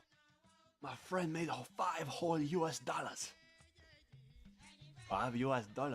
I thought to myself, well, that is the equivalent of 5 billion Zimbabwean rupees. Brother, the man said Yeah, to if me you want to again, send that on Gmail, take my for alien sure, Wackerman Kayla. rig. It has only brought I'll my read it for family sure. ruin. Go and become famous YouTuber. With his last words, the man finally succumbed to bullet poisoning. Since then, I changed my voice to sound more American, to appeal to the white devils. In truth, I don't even know what a video game is, and here I am. I am Augusto Mebike, the man behind Yeah, of course, Self-Tape Kayla. Match. Of course. And this was my origin story. Remember to like and subscribe. Remember to like and subscribe, and God bless Mugabe. Yeah, so that's a little introduction. So I've been going through his videos and just counting each little anti-Semitism, each little racism that I see. I haven't seen too much in this one, but here, I'll just, you know what? He's kind of boring me with this one, so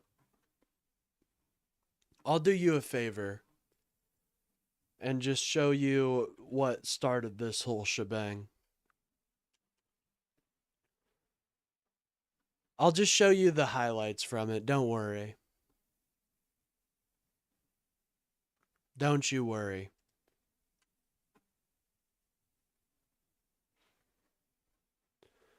So he calls Hey, his Seth here. Today, he and calls the his quality- fans the Merchants Guild. His donators are called the Merchants experience. Guild. A warm thank you to many members of the Kalalu Merchants Guild. And there's that. Just wanted to show you why we're talking about this man, but we can talk about something else. We were watching Jesus Christ, if people how is this allowed to stay on YouTube? That's what I'm wondering, dude. Whoa, who is this guy? Holy shit, he seems really smart. Why we're talking about this man, but we can talk about something else. We were watching Jesus Christ, how is this allowed to stay on YouTube? That's what I'm wondering, dude. Whoa, who is this guy? Holy shit, he seems really smart. This guy seems really smart. I don't know who he is.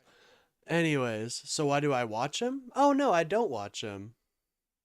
Oh hell yeah, when's the video coming out? Between now and the heat death of the universe. For sure.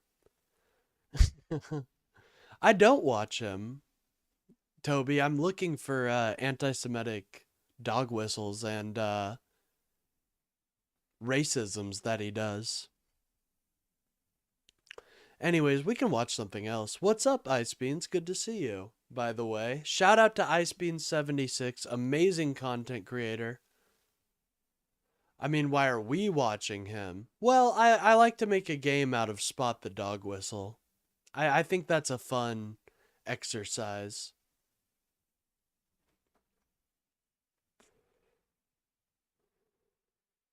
I assume they are throughout. Yeah, exactly.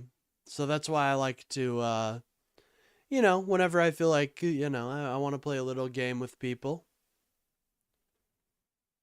Someone who does the merchant meme and isn't trying to hide it. Well, that's what's interesting, because originally he wasn't trying to hide it, but now he is trying to hide it because he has sponsors. Like he has some Nazi references in this video, but it's ironic because it's sponsored by ExpressVPN. So, and I don't know, I just enjoy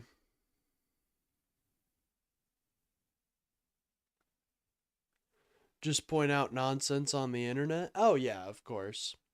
I don't think I'm platforming anybody.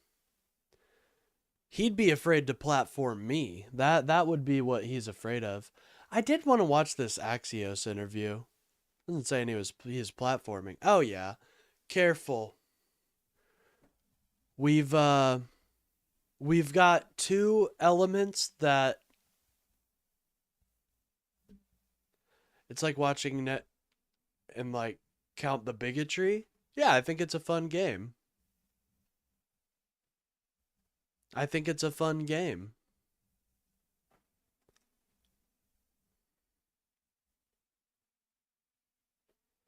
Anyways, I was wanting to watch this Candace Owens, Jesus Christ. This Gavin Newsom dropping the mask. Here's what changed. So, but no, I do think that's fun, and it's good to point those out so people know what to look out for in the future. Not every, like, for example, I didn't know the Merchants Guild thing was an anti-Semitism until very recently.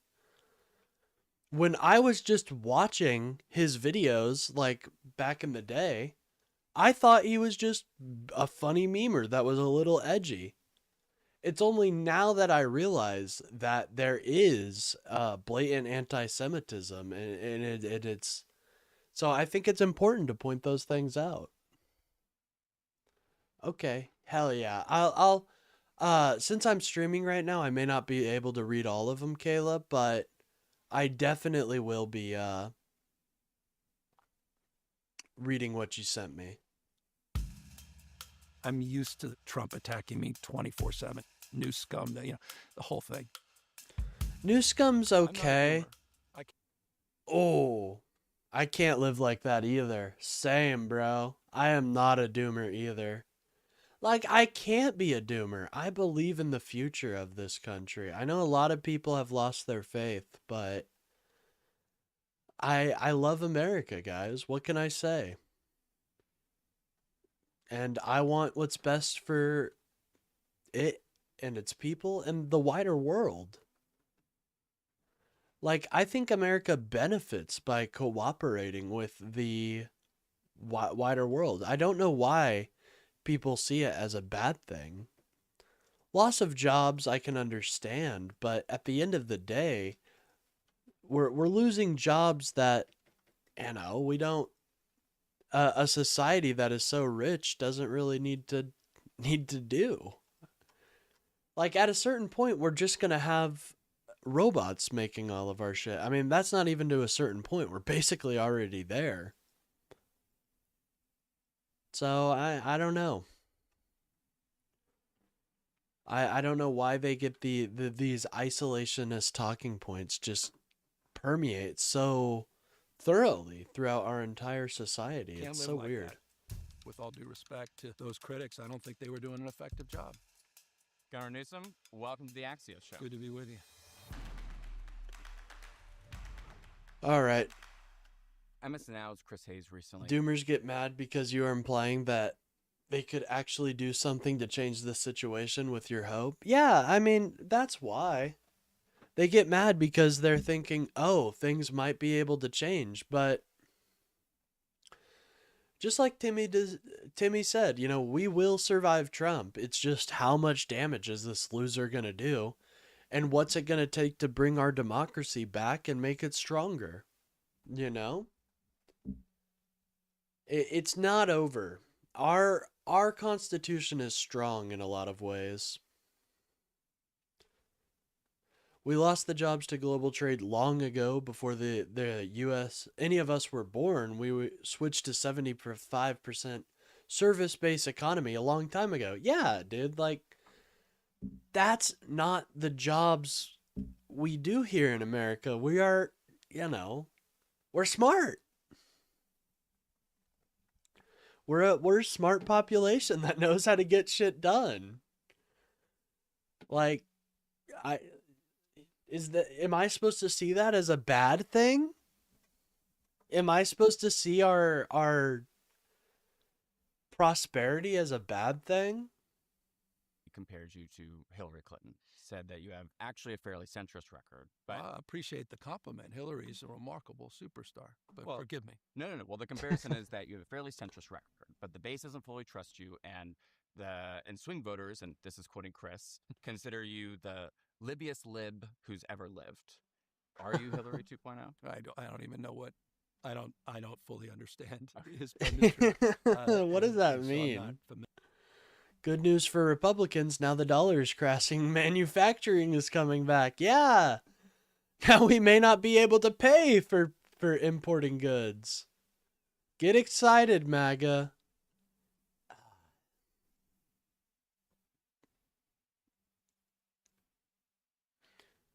Oh yeah, the midterms will definitely. I agree. 100% there, Timmy. Like, the midterms are definitely going to be a check on Trump's power. And I don't fool myself. You know, they're going to try a lot of shit. But they're very incompetent. Tell tonight you were watch Seth because you were...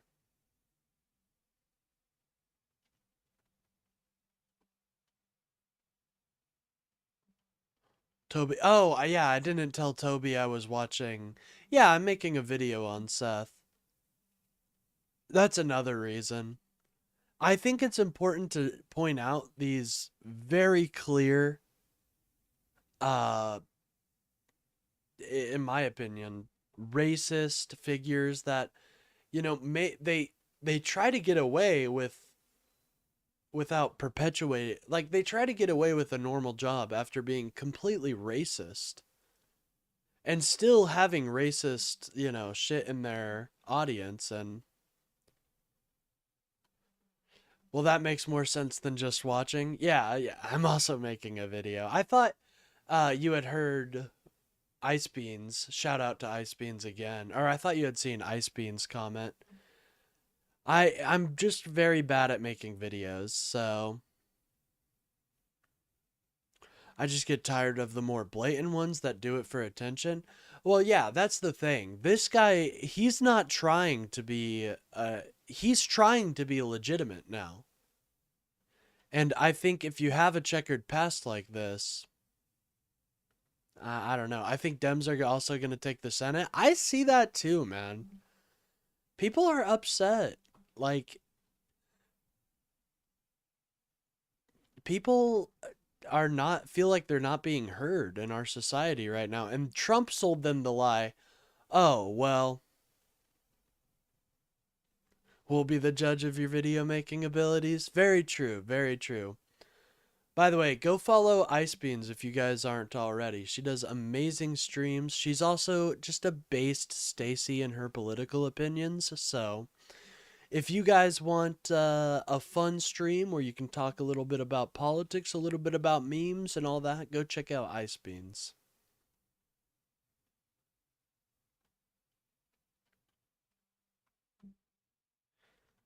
Oh, well, I'm sorry to hear about that, Kayla. I hope it gets better. Familiar with it. I am familiar with Hillary Clinton, and I have mad respect for her. Also familiar with my record. And to the extent there is another elected official that's done universal health care regardless of pre-existing conditions, ability to pay, and regardless of your immigration status, where I'm attacked often, we delivered it. I don't know any other elected official that's done $25 minimum wage for healthcare workers, $20 minimum wage for fast food workers, that created child savings accounts for 5.5 million Californians well before the Trump accounts were conceived. It's pretty. Oh, wow, that's interesting. I didn't know China. Basically the same thing. Mad respect for Hill Dog. That's what I like to see. Fuck yeah. Hillary Clinton was a fucking patriot. And I think we need to regain. Yeah, unironically love Hillary Clinton. She's my queen. Totally fucking agree. She was a badass politician, dude. And she warned us before anybody of Trump. She was telling us. This man is a fucking crook. What would the world look like, right? Would we be on in a moon? Would we all live on the moon right now if Hillary was president? I mean, genuinely, if Donald Trump never won, I could see a world where we're on the moon right now. Just saying. If you get into low carbon green growth, the environmental record would all put up against anyone. So I'm very proud of that. At the same time, I don't think you have. Who knows? We may not. All the cars may now have solar panels that don't require any gas anymore. Who knows? It would be a utopia, possibly. I mean, to be honest, I just, what does it come to that Donald Trump is is our president? We got the bad timeline, guys. Like, unfortunately, you want to see the good timeline? This is the good timeline. Counting or not counting gang violence? Oh shit, I forgot to add the We Are Charlie Kirk emojis. I'll have that by tonight. So anybody that wants to become a member, I do have special emojis coming out. Right now, all we have is the loser. If you guys don't know, I did get kicked out of a Rightoid server for calling them a loser.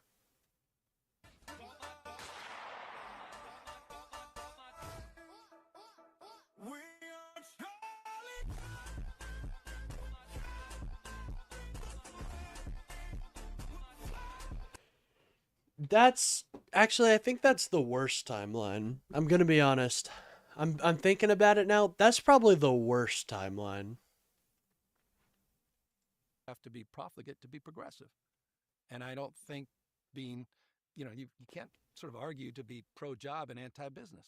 I have a different lived experience as a progressive but pragmatic politician that believes we're all better off and we're I fucking love that. Progressive but pragmatic. That's a great, I think a lot of leftists and people that are more on the left should listen to this. Be like Mamdani. Be like somebody who is able to exist within the political paradigm that we exist in, but still advocate for policies that you support, because you can do both of those and actually get a lot done.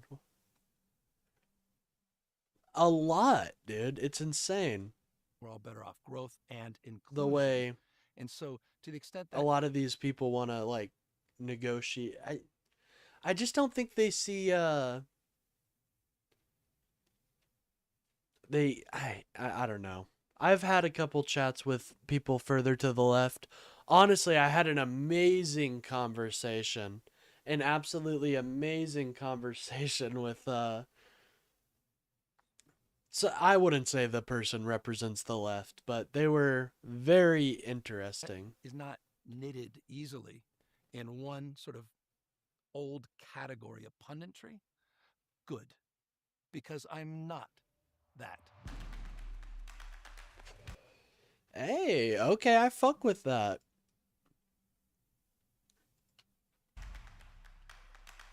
You said that AI, you're supportive, but it needs guardrails. What's the one guardrail you think the nation should adapt right now on AI? My legislation, SB 53, the first safety regulation in the United States of America.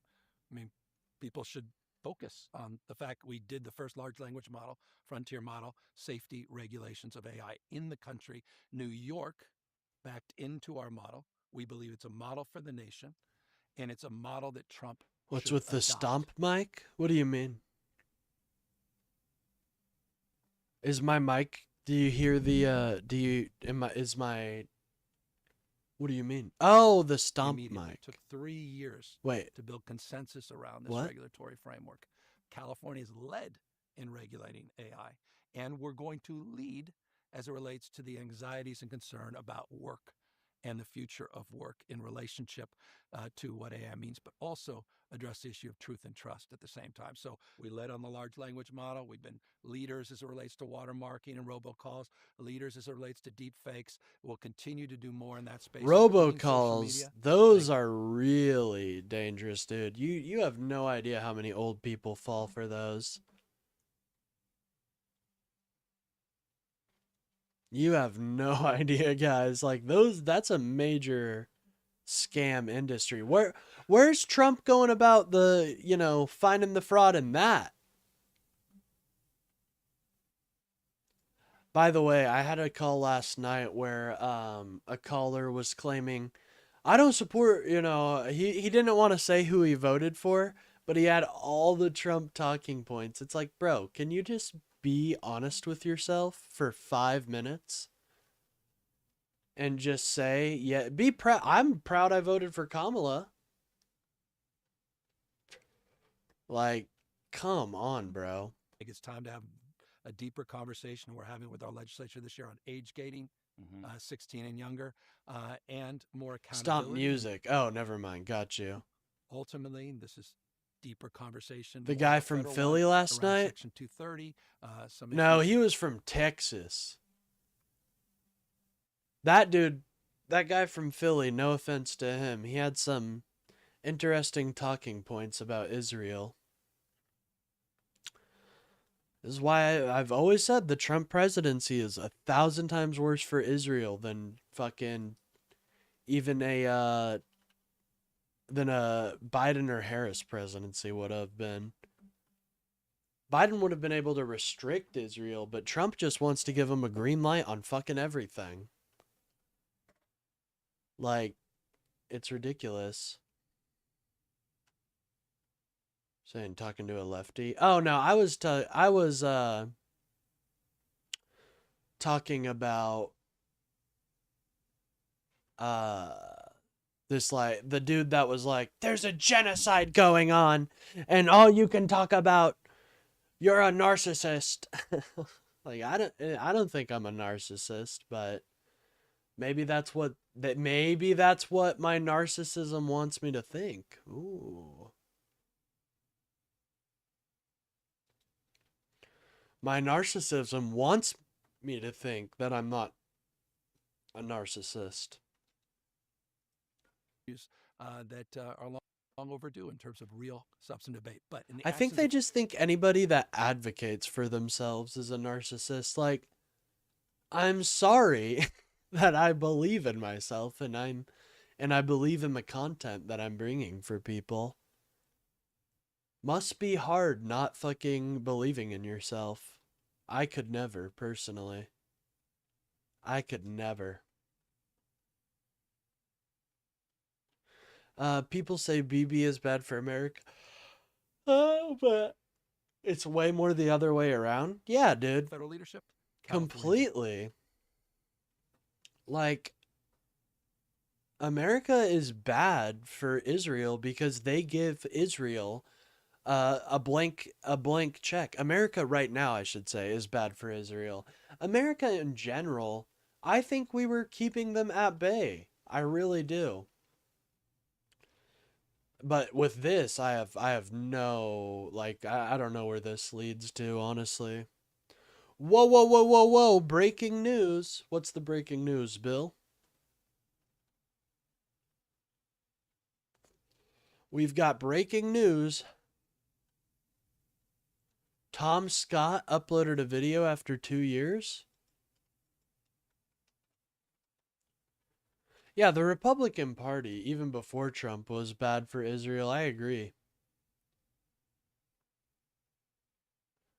Oh, well, I'm not going to steal his thunder, but if you guys like Tom Scott, I helped break a 142-year-old bell, and that's okay. Well, hell yeah, Tom. But yeah, I agree. Like, Democrats hold Israel accountable and say, you can't do this shit, dude. You can't just fucking occupy places in the West Bank. Nah, his stuff is definitely content ID protected. Well, hell yeah. But it shouldn't, like, and I think that's what a good ally does. Like, it tells your you tell your allies when they're going too far, and you hold them to account. You don't just let them have a blank fucking wonton check. You say, hey man, why are you asking for bombs that can vaporize people? I don't think you need that right now, man. But Trump is too weak to do that. He's too weak to say, you know what, BB? I don't think you should be going that far.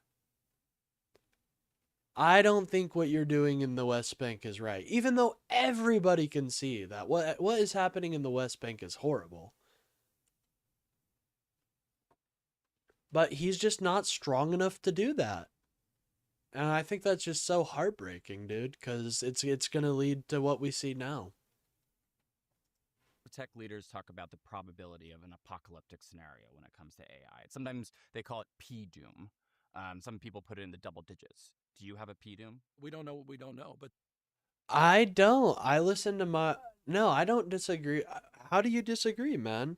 Marco Rubio himself said Israel was going to attack, and if they didn't care if we were going to aid them or not.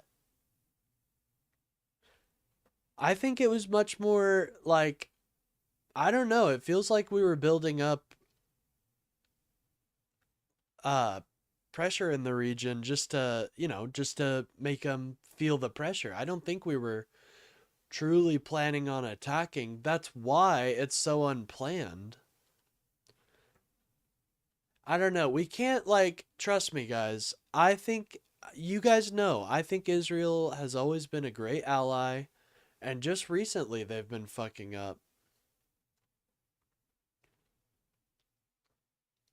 But we have to call a spade, you know?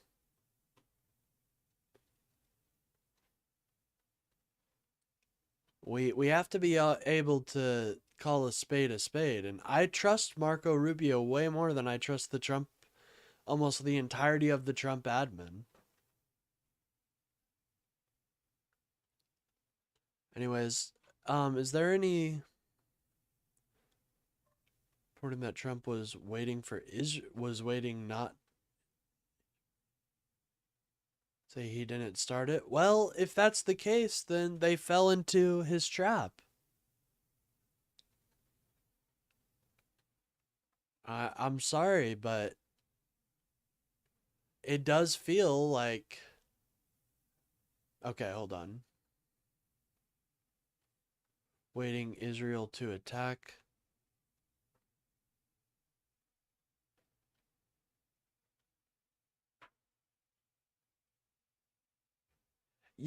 I understand that, but that just kind of shifts it's not necessarily disagreeing with what I said. It's just much more that Trump knew that Israel was going to attack and wanted them to attack.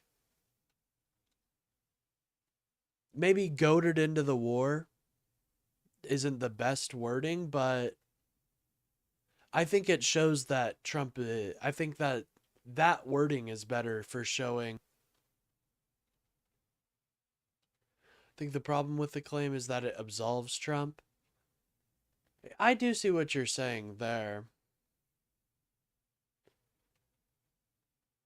But yeah, maybe goaded isn't the right word. Maybe I should say was...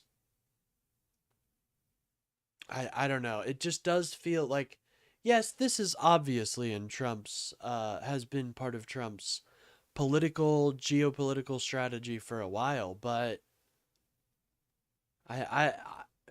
more stuff will come out, I guess. I will stop saying goaded Israel into the war, or goaded us into the war. But it does feel like, it just feels like Trump was incredibly weak and told Israel to go ahead, and that will help you. Wants to go to war with Iran for decades and decades? Yeah, but he was running on no new wars. That's the interesting thing, isn't it? He was not running on that.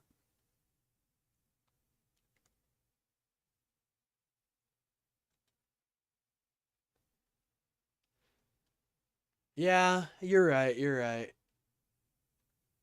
Unfortunately, fucking everybody's got to be the most anti-Semitic piece of shit you've ever met. So, of course, they're gonna blame the Jews and just instead of seeing Trump as the weak fucking leader that he is, instead, what's gonna happen is that they're gonna go down the conspiratorial rabbit hole. Americans will grasp at any explanation that gives them no accountability. Seems like it.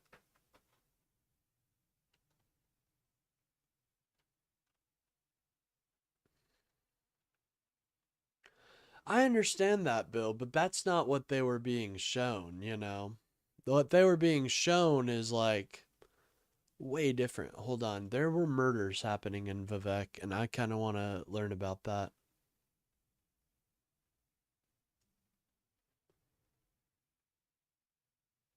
This video's confusing the hell out of me. Oh, you're probably watching you're probably a little behind, Kayla. Don't worry. But there are the doomers out there. I mean, that Are you one? I'm not a doomer. Okay. I can't live like that. Hey, fucking men! I cannot live like that. Bro, could you imagine? Well, don't worry, Kayla. I think you might be a little behind, but we're just we're making fun of his very racist overtures. Okay, where the fuck is... Alright, are you the head ordinator here, dog? Where's the head ordinator here? I need to meet them because I want to hunt... Okay, are you here? We have to manifest a brighter future. We're not victims. We're not bystanders. We can shape the future. It's decisions, not conditions that will determine the fate and future of AI. I believe in acceleration and competitive frame, but I also believe in guardrails, and I also believe in steering the debate, which we failed to do with social media. We paid a huge price. We're more lonely. We're more depressed. We're more addicted than we've ever had. We have a crisis with young men, crisis with young people that is real. And we have to own that. Let's not make the same mistakes with AI. We are right now in the middle of this debate, in the center of the universe in California, where the energy and daring 32, arguably 35 of the top 50 AI companies in the world are located here. We have a unique responsibility to lead in terms of not just this conversation, but lead in terms of regulation that allows us to outcompete our competitors, address legitimate national security issues, but also protect the people that we serve. Can you give me your one-sentence summary on three of these guys? So, Sam Altman. Innovator, entrepreneur, remarkably, he's a guy that you look at a mountain, he's a guy who can see, as he's standing there at the base of the mountain, he can see right through it. Peter Thiel. Incredibly next level mind, increasingly more nihilistic. Oh, I guess I have to help somebody. There's sort of an energy there. Apologize. I've That's known him fun. for years and years and years, back to my county supervisor days when he was a constituent. But next level intellect, not to be underestimated in any way, shape, or form. And he shouldn't be put purely in a political box, as I know my party often puts him into. He belongs in many different boxes. Elon Musk. One of the great disappointments. One of the great innovators of our time. He's the Edison of our time. It breaks my heart. I was the first, one of the first Teslas off the line. I've been one of their biggest proponents, supporters. Was regulation in California that created the conditions that allowed him to take the risk to become the multi-billionaire, maybe trillionaire that he's become. But right now he's allowing, and I think this is Trump, not just Elon Musk, he's going to allow the greatest on goal in, I think, one of the most significant on goals in the next decade is ceding the EV space to China. They have 70% of the global EV market. Amen. It's about That's what I statecraft with fucking them. It's say, about dude. supply chain. That's what I say. This is EVs are their like that's the way China is trying to break into markets across the world. And not only that, but they use it as a piece of like a political tool. Trump is being a dictator. I totally agree with that. Hall of Wisdom. Okay. What wisdom do you speaketh? I'm not joining the temple. We're joining the 9 divines, ladies and gentlemen. Fuck the temple. We're joining the 9 divines out here, ladies and gentlemen. You think even for us a library of Vivek? Whoa, I don't know. We had some libraries here. Any way I could read a couple of these books by any chance?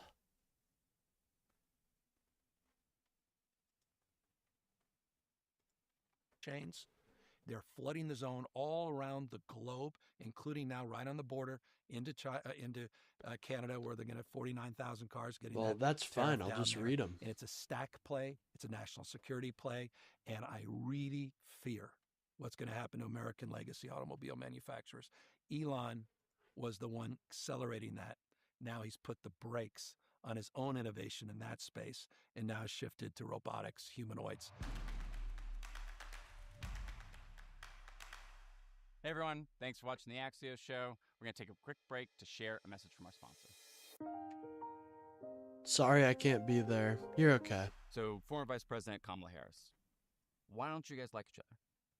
It's a preposterous premise of a question, because we absolutely do. Well, she knows about you in her book. You didn't speak at her convention. I mean, we can even go back to the San Francisco days with her and Guilfoyle. I mean, there seems to be something there. No, quite the contrary. I introduced her at the convention. It was even more personal. I actually was the one that got enough votes that gave her the nomination, and I had the privilege of speaking in front of the convention. So it was the ultimate affirmation of that relationship. BFFs. That goes back 20 plus years, goes back before we were both in politics, when we spent time together, we on vacations with mutual friends out of the country together. So I've known her for years and years, and all these kind of carnations. I just think we've always been on the same ballot. When I got sworn in as mayor, I write about it in the book, walked across the street, swore in as district attorney. Obviously, she made her way to the state. I made my way to the state. That's okay. Don't worry, Kayla. And so I've always had a relationship in that respect, but I also have He's just got the same book relationship to that relationship over and over again. When what she the goes, hell? She goes first. And Bro, you got the same book. That's wonderful. And I think the press and pundits want to make something of that. And so they try to color it in. She gave me a little shot as it relates to the actual truth of the walk I was on. And I remember texting her back. I said, Kamala, I've already put out a statement supporting you. They're the last person you need to talk to. But for whatever reason, she added that in. I think it graded some color for the book. It certainly helped her book sales. Not my component part, but that book is done unbelievably well. I did not fully read it. I've got it. I've read excerpts. I admit, Kamala, I have not fully absorbed the book. I should, but I was more focused on. See, this guy is just too charismatic. He's too charismatic, and I like that. I think charisma. I'm sorry, but I think charisma is it's impressive to a certain extent, you know? Like you don't just wake up this charismatic. I'm sorry. That's something you build. It's something I give Trump credit for. Being charismatic, in my opinion, is a very important trait in today's society. So I personally think this is great to see such a charismatic dude who isn't just a blatant racist wanting to be president. Like, hey, that's good. Getting mine out. Were you surprised she didn't run for governor? I wasn't surprised. I was surprised that everybody was surprised. But coming off a grueling campaign, coming off what she went through over the course of the last Yeah. 45, 6, 7 years when she ran for president. And just knowing her and the hard work and the sacrifice, spent time with her in the White House. We had a few wonderful moments, including just a legendary lunch the two of us had where we were making phone calls on my phone because she didn't get the kind of phone that I have, which is with my old contacts. And so she said, do you remember so-and-so? We were having one of these nostalgic things. And I had so much empathy. I'm like, oh my gosh, you need to get out of here.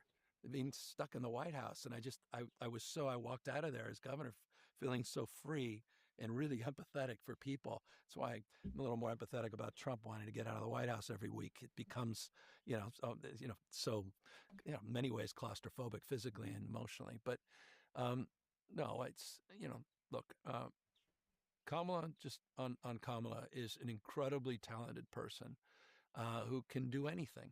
She doesn't have to be anything anymore. She was the first female vice president, African-American vice president. She's the first female African-American, nominee of our party. She's lived an extraordinary life. She's exceeded so many people's expectations, maybe not her own. And she may run for another office. She may run, for school board. I don't know what her future will hold, and I'll be supportive of her. I always have been. Barack Obama. Oh, that one felt a little dissy.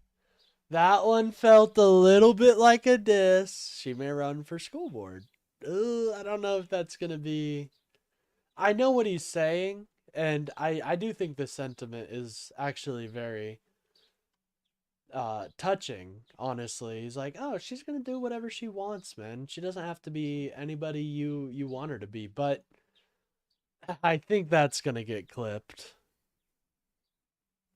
Recently praised you for your leadership on Prop 50. Have you guys stayed in touch? Yeah, I saw him at Jesse Jackson's memorial just a few weeks ago, and I've had the privilege of being a number of phone calls and conversations with him. And what do you talk about? Well, I'll tell you, I was very candid with you. And full disclosure, I should now say it publicly. I remember calling him very nervous when I was seeking his advice. It wasn't even approval or support. It was just advice. Oh, Obama. Yeah, on Prop 50. Because, when they go low, we go high. I was expecting that. And he cut right. I didn't even get into the conversation. And he says, I just want to let you know, I like what you're saying, all this, and I hope you do this. And it would. God, Obama really is. Obama what Donald Trump really wishes he was. Obama is just this. You can't beat him, man. He's like, I don't know. There's something. Obama is Obama, man. He's just he's unbeatable in my opinion. He really is. All right, we at least need a flame. We need to, since we can't depend on our Magicka right now, we do need to buy enchanted items. That's number one. Number one. All right, anyways, sorry.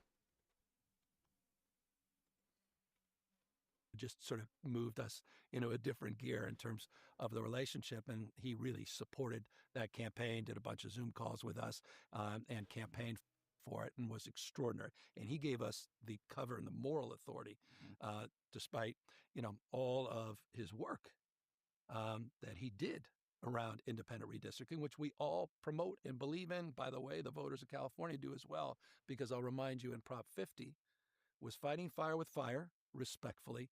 We need to fight fire with fire. It was about substance, not style, because we actually successfully shifted 5 seats, we believe, into the blue column. But it also affirmed, from a national prism, the people of the state of California calling for a national independent redistricting commission, which we must do to get away from the politics of gerrymandering. But we also have to save this country from the recklessness and the wrecking ball that is the Trump presidency, who's trying to rig the election before one vote is cast this November, and is just winding up in a dozen other efforts, literally a dozen other strategies to try to rig the 2026 election. That's how serious this moment is. CNN also reported that you've been talking to former President Biden, too. What have you guys been talking about? Well, as you know, I have a strong relationship with the former president, and someone I deeply admire and deeply respect and Same. feel a deep connection to. I think Biden was a class act, dude. He was a fucking class act. Honestly, we didn't deserve Biden. I think Biden, I mean, he did so much for this country, and these fucking losers want to treat him like he was just this dipshit who didn't know what was going on. Nah, dude, Biden was an amazing president, and it really does piss me off to see that type of just type of this type of rhetoric coming from people. No, Biden was an amazing president. And I will stick by that until I'm blue in the face. All right, we got to find some better enchanters. That's like number one right now, bro. His experiences mirror so many of my father's. I see my father in so many ways, the way I see President Biden. That's one of the reasons I was so loyal to the end, and I happily will take the arrows on that and defend that. But no, I'm blessed to have gotten to know him, to defend him, defend his character, and continue to defend his record. And I think it was a masterclass of policy making. I'm old-fashioned, believe in. Dude, okay.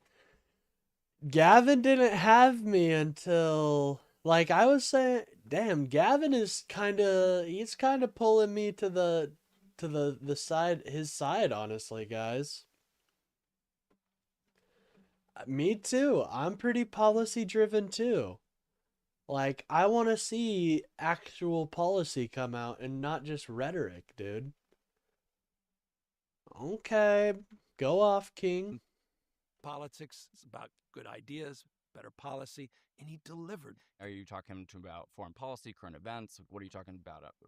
What we're talking about. Last time I talked to him, without breaking trust, he was, again, very appreciative of some of the work we were trying to do, Fight Fire with Fire. But I was talking to him about, he's right in the middle, near the end of, not now the middle, but almost at the end of writing his memoir and book, and how he's spending the day. And I'd be candid with you, it's just, frankly, just checking in on his health. How you doing? You know, and is that Biden that you're talking to capable of being president today? Look, you know, the health issues have obviously accelerated and become more real. And you know, I saw him, didn't have a chance to engage, but I was just sat right 2 rows behind him at the Jackson Memorial as well. I regret that we didn't have a chance to say hello. I had to sneak out right after he spoke. But look, I think, you know, obviously, time of life is caught up, particularly as it relates to the physical challenges he's had, and particularly with this diagnosis.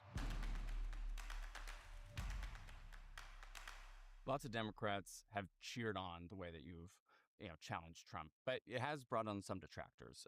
Former Obama advisor David Axelrod said that some of the way you've gone after Trump amounts to, and these are his words, self-puffery. So are you a self-puffer, Governor?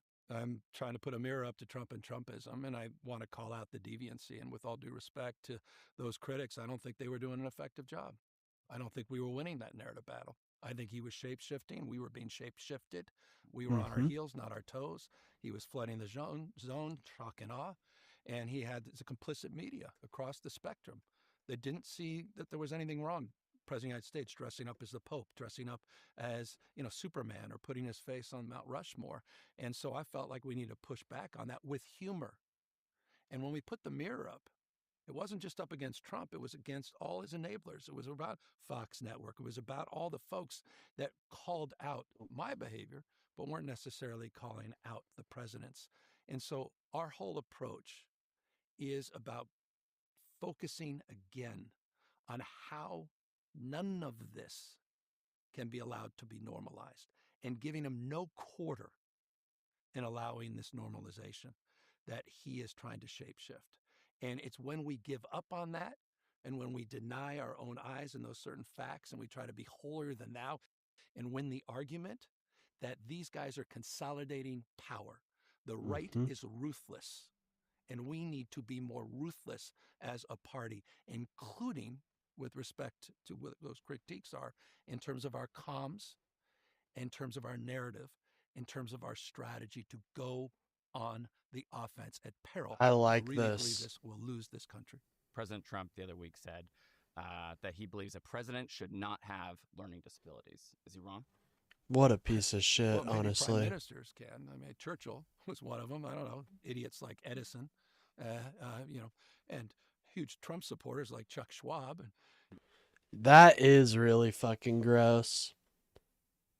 Going after his learning disability? Fuck you, dude. You know, when Donald Trump says that, he's not just talking about Gavin's, I know it's directed, but his base is going to take that and say anybody with a learning disability. You have ADHD?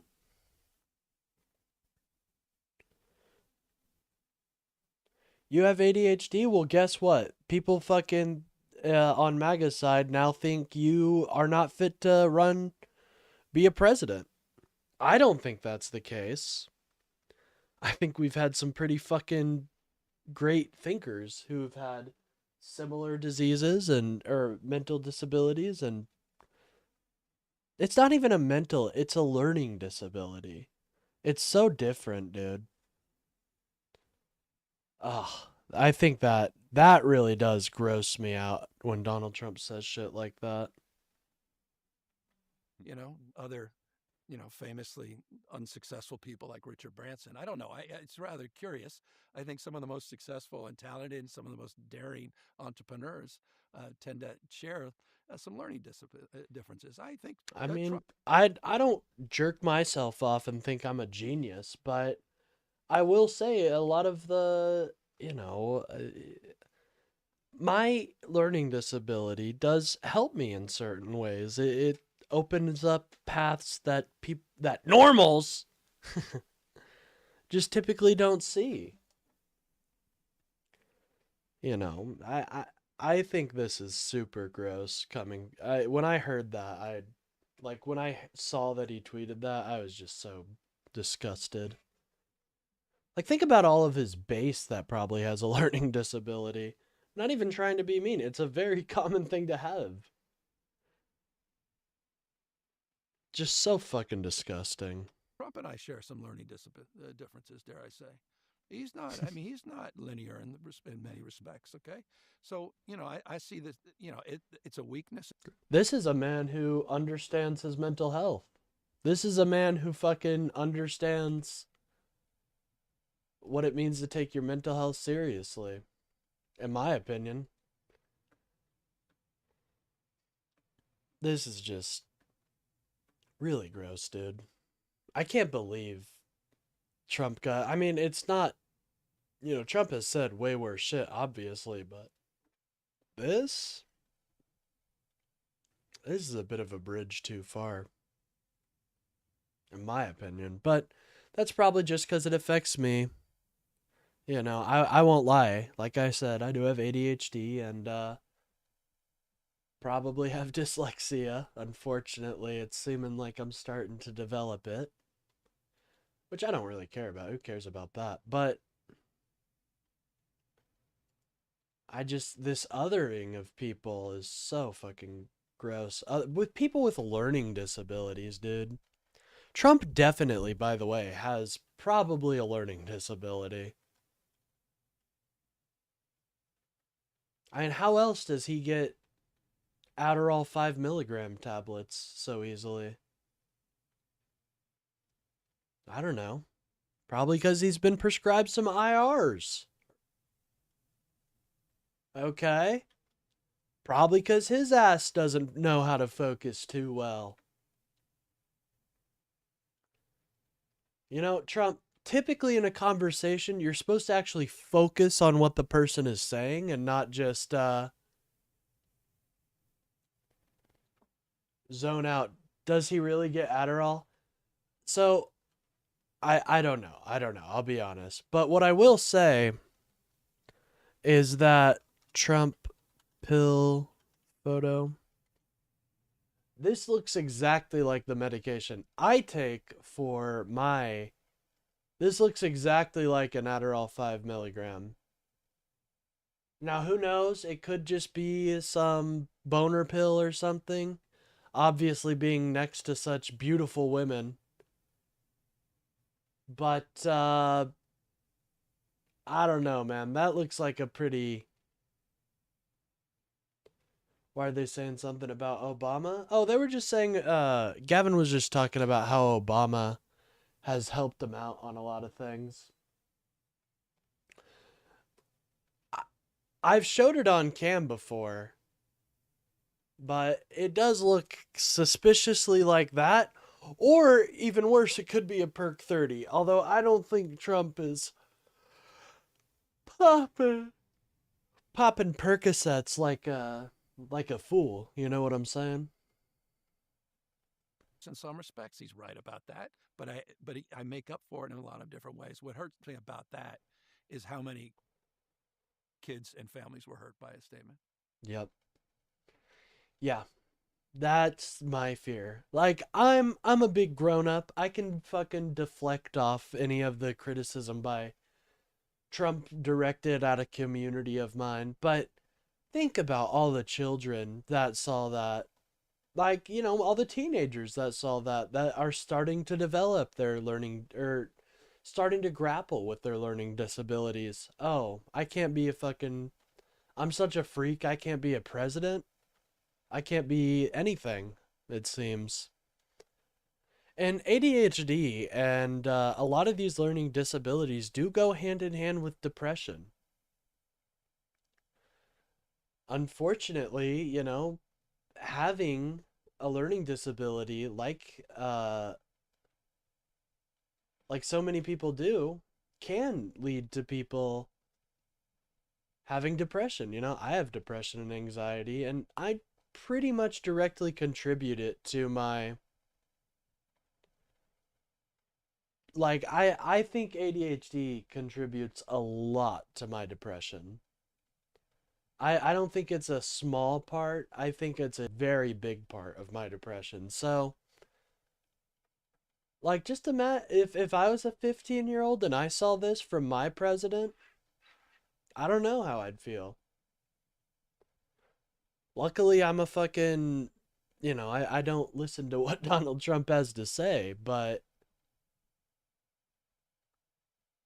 I don't know. I feel bad for a lot of kids that are gonna now think because they have a learning disability that they can't become president. That's fucking bullshit, bro. And completely historical revisionism. You know, a lot of our presidents had some, you know, some sort of mental defect. It's pretty clear Abraham Lincoln was depressed as fuck, so that's totally not true at all. You can have mental issues and still be the president. You can still be anybody who you want to be.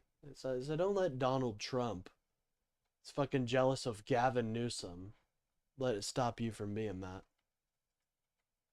And I'm not saying that flippantly. I'm used to Trump attacking me 24/7, new scum, you know, the whole thing. But the amount of families that reached out to me and kids that have reached out to me, Stomach hurt is by feeling... those statements, Well, I hope... because they didn't see me in there. They saw I hope themselves. you start feeling better, Kayla. And that's why I find him... Everybody's redeemable. At times irredeemable. Shameful. A shameful leader. Yep. We all deserve something better than that. Damn fucking right. We all deserve something better than that. That is damn right, dude.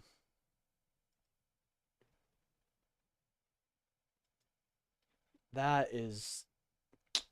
Couldn't have said it better myself. Could not have said it better myself. So let's dive into your book. New book, Young Man in a Hurry. It's a bestseller. You write a lot about how you often put on a mask when you were younger. Yeah. And then as you grew up, your face sort of molded into the mask. Yeah. So who is the real Gavin Newsom? Well, that was part Damn. Now that hits home for me personally. Not, you know, I, for a while, I did kind of act like somebody I wasn't. This was way before I started streaming. You know, because I thought that society would accept me better And I kind of became that mask for a little bit, but you know, after thinking about it, thinking about my positions for a while and stuff like that, I really did. Well, here's the thing. If, you know, here's what I would say, if it does come down to voting for Gavin or JD Vance, I would hope you at least pick Gavin for that one. I don't think you would ever vote for a Republican, though. I'm going to be honest. Okay, so I can talk to Vivek, I'm pretty sure. Oh, you got enchants? You got enchants, dog? Let me see some of that. Restore health. I don't really... Actually, I do kind of need something like that. No, don't vote third party. Come on. Gavin Newsom is a good... Why don't you trust what he said here? He said, like, come on. Like, I think what he's saying is true. I don't think he said anything that's like made it obvious that he's a malicious actor.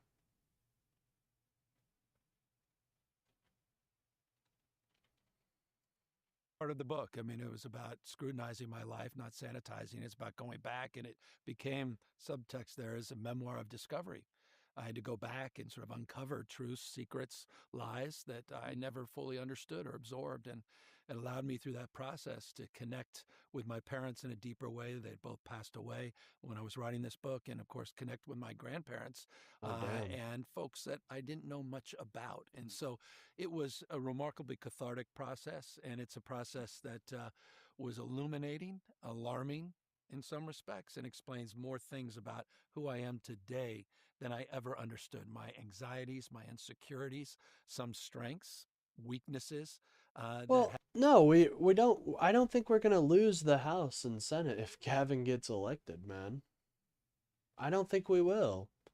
I think the Republicans will see it as a sign that that we're looking for cooperation, not just hatred. I want to go up there at some point. So it was a remarkable experience. Anyone that's done something like this understands, I think. But for me, this was not by design. This was not the book that I was intending to write.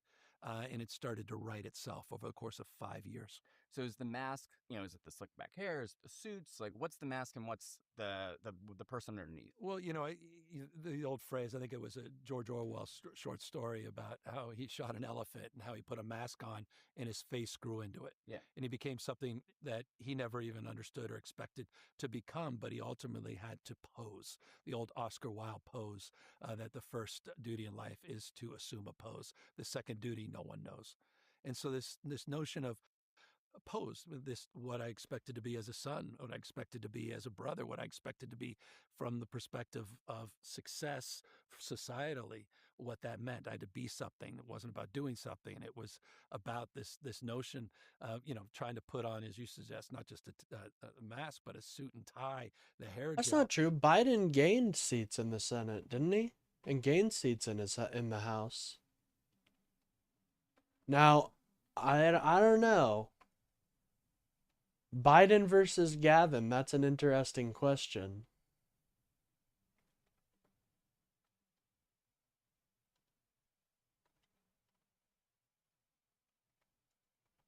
To become how society expected me to behave.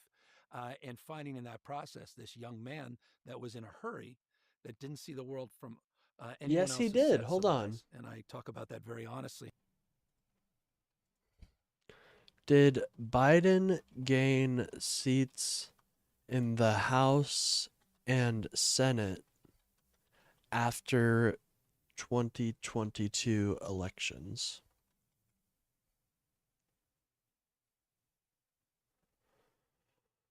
Party did not gain seats in the House. Instead, Democrats lost 8 seats while Republicans gained control of the House and a narrow majority. In the Senate, Democrats gained 1 seat. Okay, my bad. It wasn't the House. It was the, we gained a seat in the Senate. I mean, that's not bad. Yeah, we lost the House, but we got the Senate, so...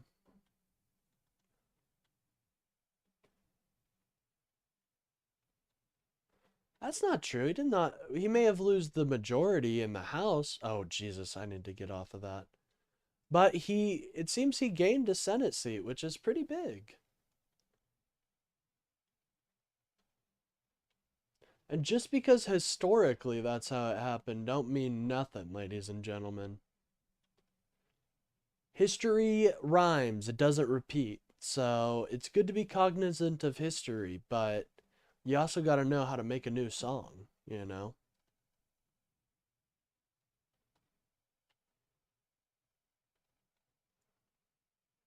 Just saying, and how, well, yeah, Senate after he left became kind of a shit show. But what's interesting to note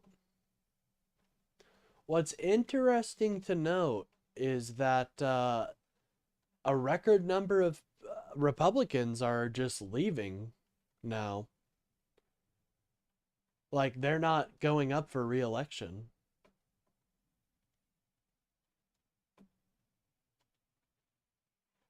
Yeah, I get it. But we also, you know, let's not temper our expectations. We can win big in the midterms and 2028. Relationship with my mom, relationship with my family, and how I was just charging ahead, trying to be, and how I had some moments that really defined sort of a stepping back. And you do have to give it to Gavin, though. He has lost a lot of his family. He lost his mom and his dad recently, and he's still going out there. Now, we all got the grind set. Don't worry. I know how the grind set is, but you gotta give him a little credit there. I'm worried about after 2028. Oh, after 2028, if we get a Democrat in there, it's over, dude. We're gonna be launching investigations. We'll have, hopefully the House and the Senate will hopefully be on our side. And so I think if a Democrat wins in 2028, it's game busters. We're going to make it to where you can't fucking rig the political system like Donald Trump did. Like, and these are just base things. These are just things every Democrat politician is going to do. Sen isn't even talking about what a specific policy platform. The Democrats are pissed, guys. Like, I know a lot of people like to poo-poo upon the Democrats, but they're showing a good fight. How to get off? I will see you later tonight. Well, hey, have a great day, Kayla. It was good seeing you. And reflection and going deeper to try to understand what the real motivations are. So for me, it was about, as so often is the case when you write, and you're a writer, I'm not, but just letting go. And it's okay. All the warts and all, if you're looking for perfection, I mean, that's the last damn book you should look for. If you're looking for perseverance, maybe it's interesting. And I think that's the... Okay, I like that. I like that framing. If Dems win in 2028, you need to accept that you have temp time and House, Senate, leaving Republican House, the Senate in the election after. Well, I don't think that's always the case, man. Also, it'll be a Republican Party without Donald Trump, which I think you see in the Senate are like those are serious. When you get into the Senate, it's a lot more strict, a lot more serious. I don't think Republicans without Donald Trump will be nearly as adversarial. Now, am I saying they're going to be totally quiet and not fight? You know, they're going to go back to the neocons? No, fuck no. It's going to be different, but I don't think that's always the case. It is. Well, we can change it. I'm sorry, but I think Donald Trump, you would agree, is an unprecedented president. So I believe after his term, there will be unprecedented recovery of our democracy. And I'm really hoping, here's my biggest hope, get rid of the fucking filibuster, dude. I'm sick of it. Go ahead, let fucking Republicans do their shitty, stupid laws that are going to get them hated amongst the wider population. I'm sick of basically protecting them from their own fuck-ups. Excuse me. I'm sick of it. They are lucky they have the... It's not... Listen, I want them to get rid of... They're the ones keeping the... They are fucking lucky they don't have the filibuster. And not because of policies we'd pass, because of their dipshit-ass policies. Yeah, let's see how well voting ID does for you guys. You really think your base has 2 forms of identification? That is so funny. No, yeah, let's do it. Watch it backfire in your face like no political mistake has before. Amen on that. Yeah, I'm sick of it, dude. Like, these fucking shitty-ass Republicans, they want to fucking pass... Let them pass their horrible policy. And so the American people can actually see what they're about. They've been talking this big game. Oh, we're for America. Let their policies pass and you will quickly see. The American people will quickly see that, oh no, these motherfuckers are crazy. Like, I'm not afraid of the getting rid of the fucking filibuster, dude. I'm really not. I know a lot of people have, like, second thoughts about it, but no, dude. The Republicans, they have a horrible policy agenda. They know it as much as we know it.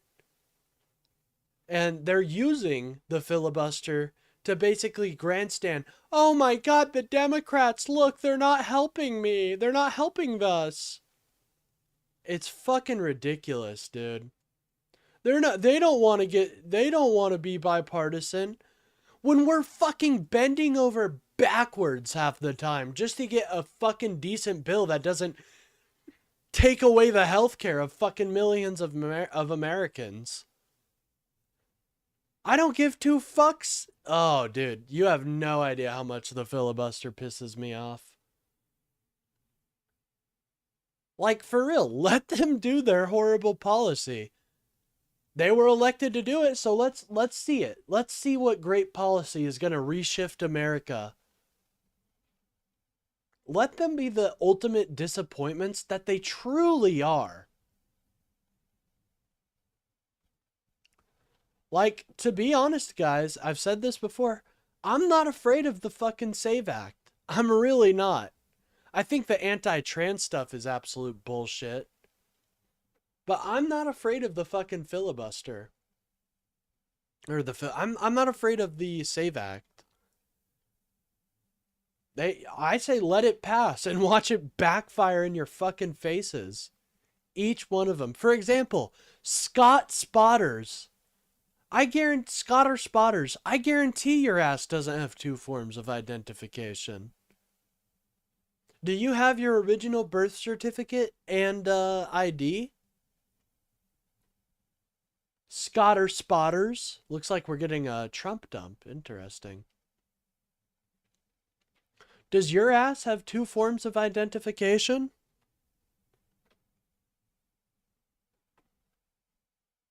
We're going to wait until Scotter responds there. I'm assuming he does, you know. I mean, obviously, you'd just be an idiot to be advocating for a policy and you don't have the necessary documents to take advantage of that.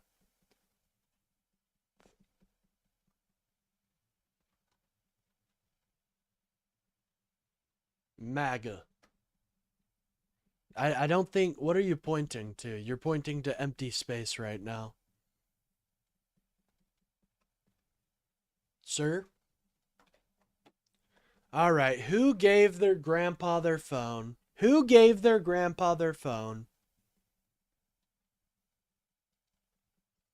Posed perhaps now is that I'm not trying to be something anymore. I'm trying to do something, and I'm okay about the third thing, which is how you may feel about it. I can't control that. And you know what? I think some dumb. I think you should, like, Like, I think you should hear what he's saying, you know? Because he's saying, I can't fix how people feel about me, you know? And it sounds like, I mean, that sounds like to me, he's okay with people not liking his, you know, he's going to make those tough decisions. That's what that sounds like to me, personally.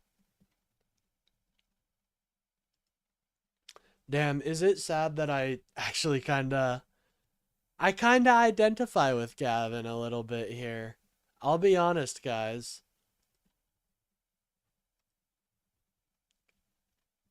I don't think he's even saying like just basic shit. I mean, this is pretty... I'm listening. Yeah, I mean, I think this is important to hear. Like, he's not gonna capitulate to popular... Like, he is going to stand on his principles, and I think that's what we need. Somebody who will stand on their principles, somebody who will say no, even when it, you know, may not seem like the right choice at the time. Maybe I'm looking too far into it, who knows, but it is humanizing Gavin a little bit for me. I won't lie, it really is. Excuse me? What? I'm not gonna take your gold. That would be fucked up. I'll take some of that scuttle, though. Don't mind if I do. Don't mind if I do. Oh, what do we got here? We got some scrib jerky? Yeah, I'll take that. Why not? Sure. Hey, I'll take hackle low leaf? I don't know what that is, man. I know I can get my own personal stronghold, so hey, what's up? I don't know you. What do you want? Nothing. I'm just... You going inside? Oh, no.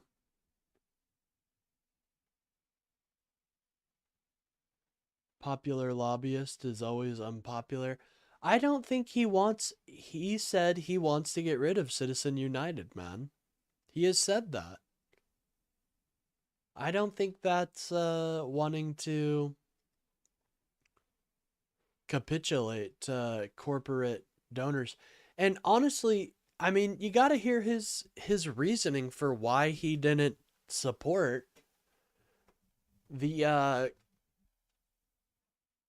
billionaire tax, because they're just going to leave. But I think his idea of putting it across the entire US is a much better idea. I like that idea personally. Okay, so this seems to be the owner of the property. Is that their slave? I think that's pretty sad, man. You shouldn't be owning slaves. So much of my life, and I think it's sort of subtext in the book, was trying to control things I can't control. Mm-hmm. And you start to realize, and that's why I say sort of letting go. At a certain point in your life, it's not what happens to us, it's how we respond to what's happened. But that's the only thing you can control. And there's freedom to that at the same time.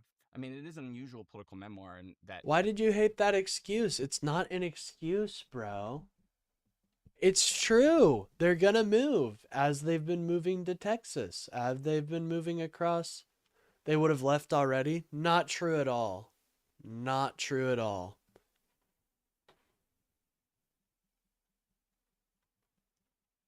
I think people... Here's what happened, in my opinion. The wokeism scared, for some reason... Like, you had a lot of podcast bros in the tech world. And they were all watching Joe Rogan. And they're like, oh, based. Joe Rogan's so based. He moved to Texas and started a weird cult compound. Fucking based. Let's move to Texas. And then they quickly realized, oh, this place is a fucking hellhole. And so now they're coming back. So I don't think Gavin wants to mess with that.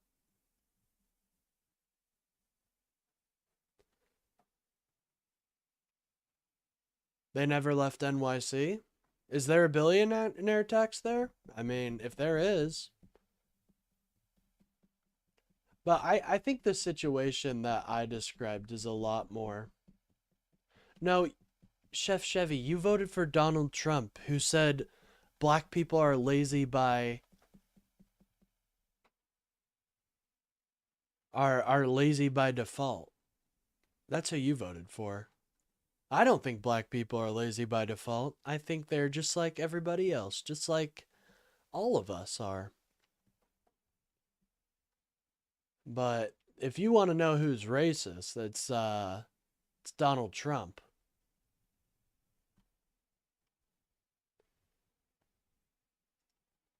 Anyways, I think we'll go to. You know, it read to me almost like. There's got to be a Magica Restore Because I'm scroll somewhere. Yeah. So what? Guys like me come and go. You know, I'm the future ex-governor. I remember saying when I ran for mayor, I got sworn in. I think the inaugural speech was, "I'm your future ex-mayor."